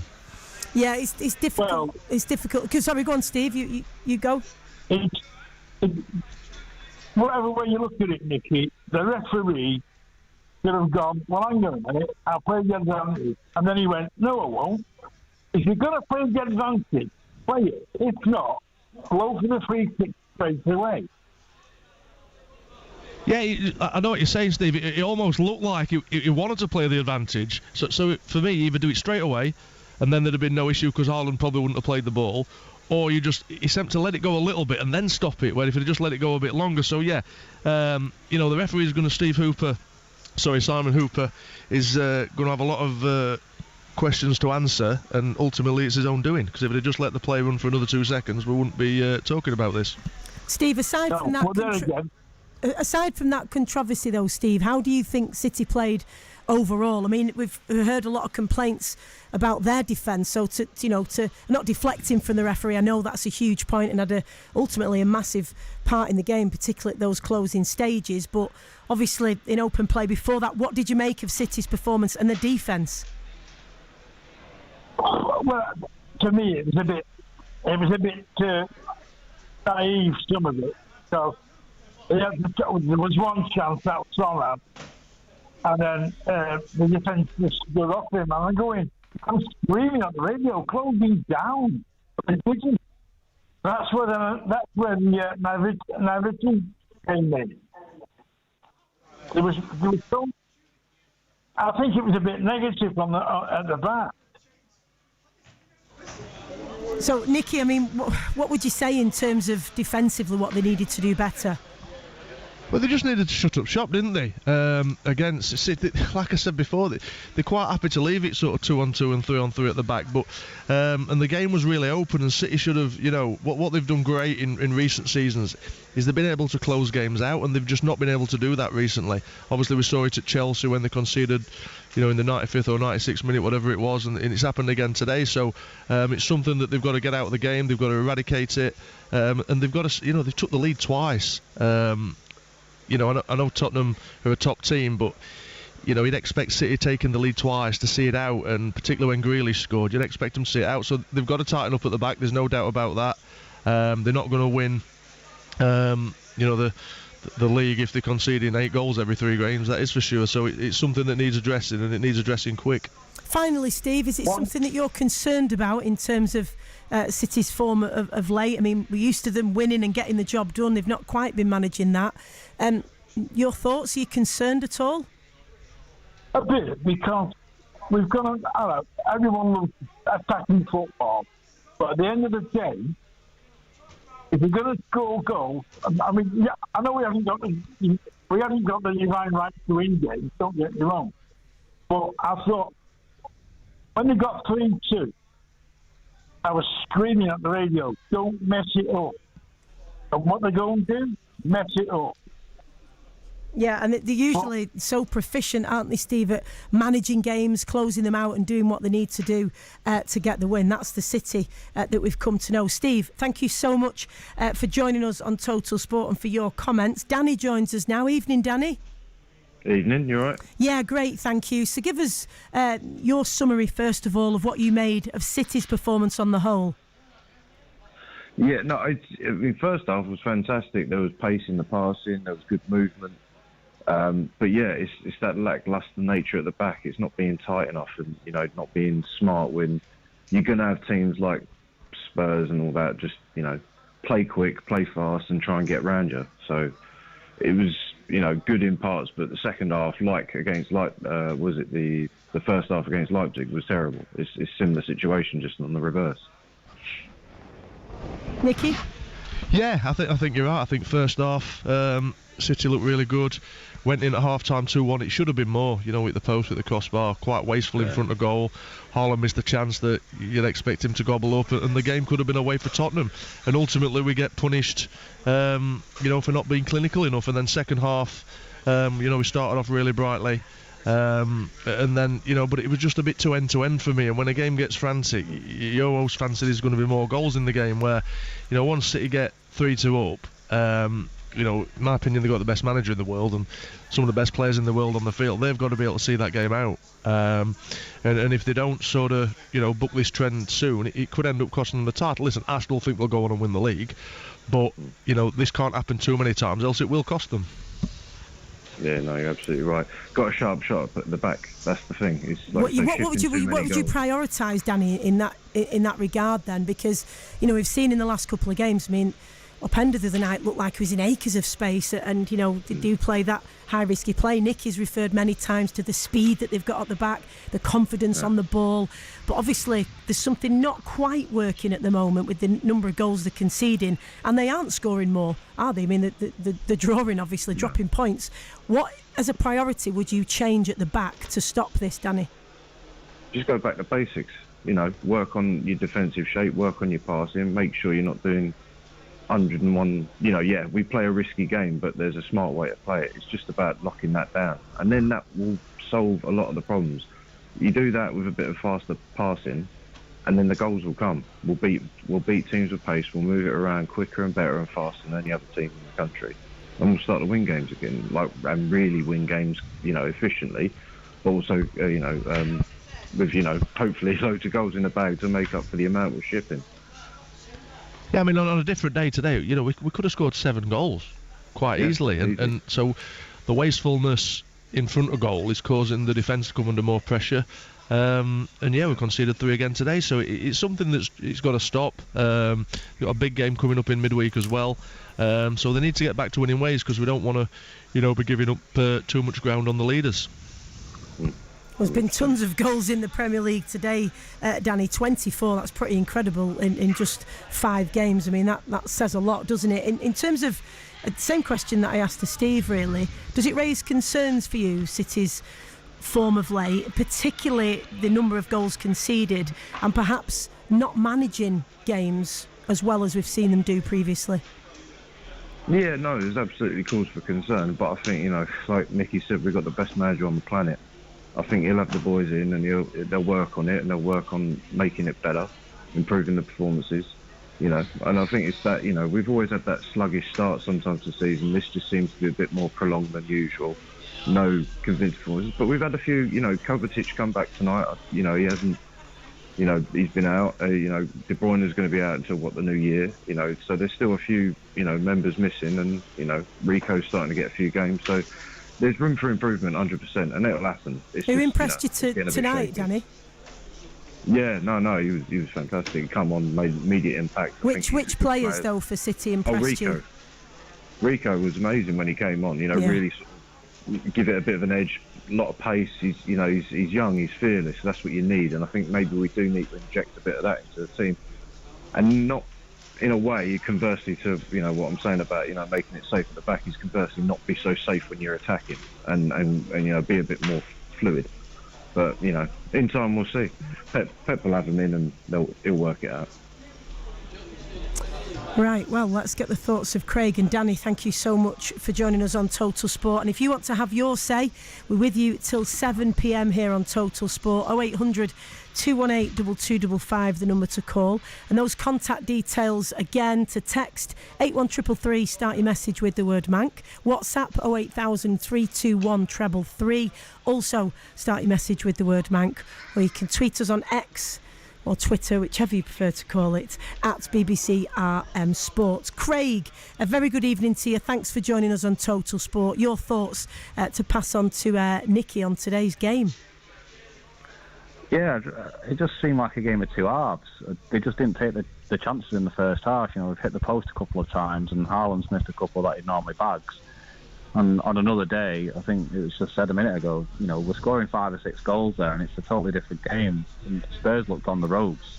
If we just finished them off, I don't think it ends up the way it does. But they made some poor decisions at times in that game. Specifically their third goal, you got, the second goal, Akanji's playing it out to Alvarez, who's got 2 players on him, and then Alvarez is trying to knock a pass around the corner instead of just holding the ball. Just 2 poor decisions like that have come back to bite us. I just thought it was poor decision making at times. Mickey, poor decision making? Yeah, I think so. And again, I know I'm repeating myself, but it's the chances we've missed. I mean, Haaland's missed 2 gilt-edged chances. We've hit the post with Doku, hit the post as well with Alvarez. So it could have been a different game. But if we're not going to get the chances, then we've got to be tight at the back, and we can't put the ball at risk. Particularly when we've got in 3-2 in front, with just a few minutes left. We all thought it was done and dusted, and we'd see Tottenham off, but as we've seen too many times, in the last few weeks, it's not been like that at City. And all I would say is, we've seen City do it before, particularly this time of the season. They could go and win the next 10 on the spin, no problem, and that wouldn't really surprise anyone. They've had 3 really tough fixtures, obviously, Chelsea, Liverpool and Tottenham, and you would have expected them to come out with more than 3 points. You'd have probably expected it to be more like 7 points than 3. So they're perhaps 4 points off where they should be, but they're still in a good position in the league. Got plenty of games coming up over the Christmas period, so yeah, it's just frustrating that they should be at least 3 or 4 points better off than they are in the last 3 games. So Craig, I mean, is it cause for concern for you? I don't think it's cause for concern. I just think it's frustrating when they could be getting better results, and they've probably done enough in some games to get better results, but they're just not seeing it through. And like Nicky said, it's typical for this time of the season for us. But you would like to see that change once in a while, but that's probably the one moment that you can only have at the moment as a City fan. I would have dreamed of stuff like this when I was back watching us in Division 2. Cheers for that, Nicky, getting us out of there. But it's just it's just frustrating. I think if we get Stones back on the pitch, it just changes the whole dynamic. I know he offers a lot going forward, but it just seems the understanding is better there, and he knows when to drop back in, he knows when to go forward and step out, and I don't think as good as an understudy as Akanji has been in that, he's not the same as John Stones. What is it specifically that he brings from your point of view, Craig? I mean, lots of people have talked about this, of course, how it's very unique. It's a role that's kind of been, it's a niche that's been invented for him. But from your personal perspective, what is it that John Stones brings that's going to make a difference? I think if anything, that role blends the two positions that he can play and makes it into one. You know, Pep said early on he doesn't know whether he'll end up being a defensive midfielder or whether he'll stay a centre half, and he's now become both. And I think it just suits his game down to the ground, and it suits what we want to do down to the ground. And when he's not playing, we miss it, and we don't know whether to stick with a back four or whether to try and get someone to do that. And if you play Rico Lewis, then you lose out on Kyle Walker and his speed in playing that position. And then when you're playing Akanji, you know, if he gets caught too far forward, he doesn't know when to drop back in. So I think it's just the cleverness that Stones has of, you know, knowing how to play those two roles and just combining it into that one. And I feel we definitely miss him when he's not on the pitch. To a certain extent, the same that we do with Rodri. They're not on the pitch, we definitely miss it, and we can get by a little bit without Stones, as much as we can't get by without Rodri. But I think the past couple of games we've kind of seen that without Stones and trying to play that role, it doesn't work as well. Yeah, a number of key players out, obviously De Bruyne and Nicky, but talking about Stones there, a real unique role that he's able to bring to the side. Yeah, he's been terrific over these last couple of years, and they've sort of, Pep's created this position for him that sort of didn't used to exist. It is, people call it the John Stones role. We've seen sort of Liverpool trying to sort of copy it with Trent Alexander-Arnold, but no one's as good as John Stones is doing it. And Akanji does okay doing it, but you know, ultimately he's not John Stones. So it'd have been nice to see him get on the pitch today. Perhaps he'll get on in midweek, but yeah, we need to see him back. And obviously De Bruyne, he'll be 4 or 5 weeks away from what you believe. And yeah, they missed those two players, because you know, any team in the world have missed De Bruyne, and that would say how good John Stones has been. They're going to miss him as well. So hopefully they can both be back soon. And yeah, just sort of shove us up a little bit more. And you know, with De Bruyne, once he's back in the new year or around Christmas time, it'll just, you know, them final balls that aren't quite getting there at the minute, hopefully he'll be able to put in a few more killer passes. And Craig, before you go, in the build-up, we heard from Kyle Walker, and we were chatting to Nicky Weaver and Phil Brown, who was with us for the FA Cup commentary with Stockport and Aldershot earlier today, and we were asking the question of, what would you prefer, to become Champions League winners again or Premier League title holders again? What would be your priority? Premier League. Why? It's not even a question. What's the point in winning the European Cup, Champions League, if you're not winning your own league? You can't turn around and say I'm the best in Europe when you've not won your own league.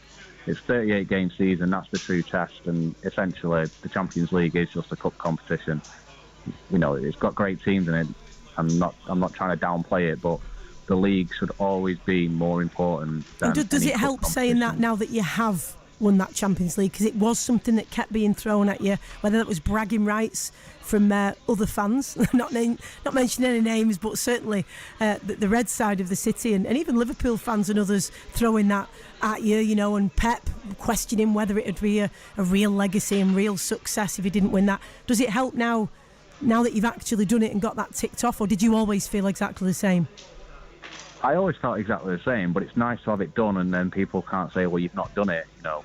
I think the key thing is, now we've done it, and if they want to try and throw that at you, say, well, we've done it, and we did it winning the treble. It's not like we just went and won it. We won it, we won the league, and we also won the FA Cup. So we've equalled our rivals' greatest achievement of modern history. So if they want to try and throw something at us, they've not really got much of an argument. But I've always said the league over the Champions League. It's just nice that it's done and out of the way. Well, Craig, really appreciate you chatting to us on Total Sport. Thanks so much. And Nicky, this is something I've heard time and time again from fans, saying that the league shows that you're consistent, you can do it over and over again. Cup games, it's a lot of luck involved of what happens on each night. And of course, a great point that how can you say you're the true champions of Europe if you happen to win a cup competition but not your domestic league? Yeah, listen, I always say, you know, Premier League's your bread and butter. You've got to be the best team, the most consistent team over 38 games. The old saying is the league table doesn't lie. You don't have to be the best team in the Champions League to win the Champions League. Listen, it was unbelievable last year, well, earlier on this year, last season, what happened in Istanbul. Something that no one will ever forget, the last season at this football club. But yeah, for me, the most important thing is the Premier League. It'd be nice to get a couple of more Champions Leagues under a belt in the next few years, and then they really will be sort of a global force and what have you. The first one's always the most special. It was the Holy Grail. We've got the first one. Can we go and get a couple more now? Well, there's a couple of texts and tweets to finish with. Fuad says, we can't win the league if we keep conceding like this and also not taking our chances when they come. We cannot continue like this. Well, you still feel confident, Nicky, they can sort of secure the league? This is, just something smaller things that need sorting out and not a crisis, let's say, by any means. It's not a crisis. Listen, they've drawn 3 games on the spin. It's just, you set your own standards, and the standards are normally so high, you'd expect City to win today from the position they were in. A combination of not taking your chances when they come, not keeping it tight at the back. You stick those two together, and ultimately it's going to cost you. But like I said earlier, it wouldn't surprise you. We've seen City do it many, many times. They could go and win the next 10 or 12 on the spin, absolutely no problem. And no one would really bat an eyelid because, and I think the thing is, the longer the season goes, if other teams are in a position, they'll get nervy. I don't think City will. So whether City are protecting the lead at the top of the league or whether they're chasing, they've all been there and done it before and got the T-shirt. So other teams haven't. So we've seen what happened with Arsenal last year. They were in a great position with sort of 10 games or so to go, and they ultimately just lost their nerve, and City won it quite easily in the end, if you like. They do seem to have that fortitude, don't they, Nicky, when it really counts, and even when it looks like they've been up against it, Liverpool, Arsenal, every time, taking them all the way to the wire, and they've still come through. And I think these final tweets reflect that positive side. Shah says, we fought well, we were just a tad unlucky. Ark says, well done, boys. And Excellent says, you gave it your all, be proud the referee cost you the game. Whether we agree with that or not, it's still lots of positives in terms of the way that City applied themselves today. Yeah, I mean, the first half, they were sensational at times, and they should, we've said before, they should have been more than 2-1 up at half time. Ultimately they wasn't, and it's ultimately cost them. But yeah, on a different day, they probably could have been going in half time 4 or 5-1. Haaland's missed 2. Well, he's not even at the target with 2 great chances. There's been other chances. Doku at the bar, Alvarez at the post. So we're talking now. It's all more frustration than anything. When on a different day, if they'd have gone in and took the chances, then we could have been talking about a completely different result and Tottenham getting blown away. But Tottenham hung in there, and obviously nicked one right at the death. Well, Nicky, it's always a real pleasure to have you with us. And when I saw that you were alongside, as I said, there will be a fan at some point that thanks Nicky Weaver for getting them to where they got. And we did get that from one of our callers, which we often do. Part of that rich history, of course, at Manchester City. And such a pleasure to have you with us on BBC Radio Manchester. Thank you, Nicky. Thank you. It's been a pleasure. Nicky Weaver there, who was alongside Mike Miney as part of your commentary team. Well, we've got some belters lined up in the FA Cup involving our local teams. Bolton will go to Luton. Wigan will host Manchester United. Manchester City will host Huddersfield. And Stockport, of course, in your earlier commentary, were held to a draw by Aldershot, so they'll have to have a replay of that one. Should they get through it, they will go on to face West Brom. You can capture all of that here on BBC Radio Manchester. But City 3-3 and Spurs. Let's look back at today's action. Total Sport. Action replay. BBC Radio Manchester. The free kick whipped in by Alvarez. Haaland goes up for the header. Oh, he's bundled in! A decisive touch that just sends it past Vicario. Manchester City behind for just over 2 minutes, and they're level. There's Foden! Manchester City have turned it around yet again at the Etihad Stadium. 5 forward for City. One of them's Haaland on the pullback. Grealish! What a time to get your first goal of the season. The substitute scores and City are back in front. Kulusevski's in. Kulusevski's header. Manchester City concede in the final minute. Tottenham equalise yet again in this game. It's a header that might just rescue a point for Tottenham. City 3, Spurs 3. Action replay. Total Sport. BBC Radio Manchester.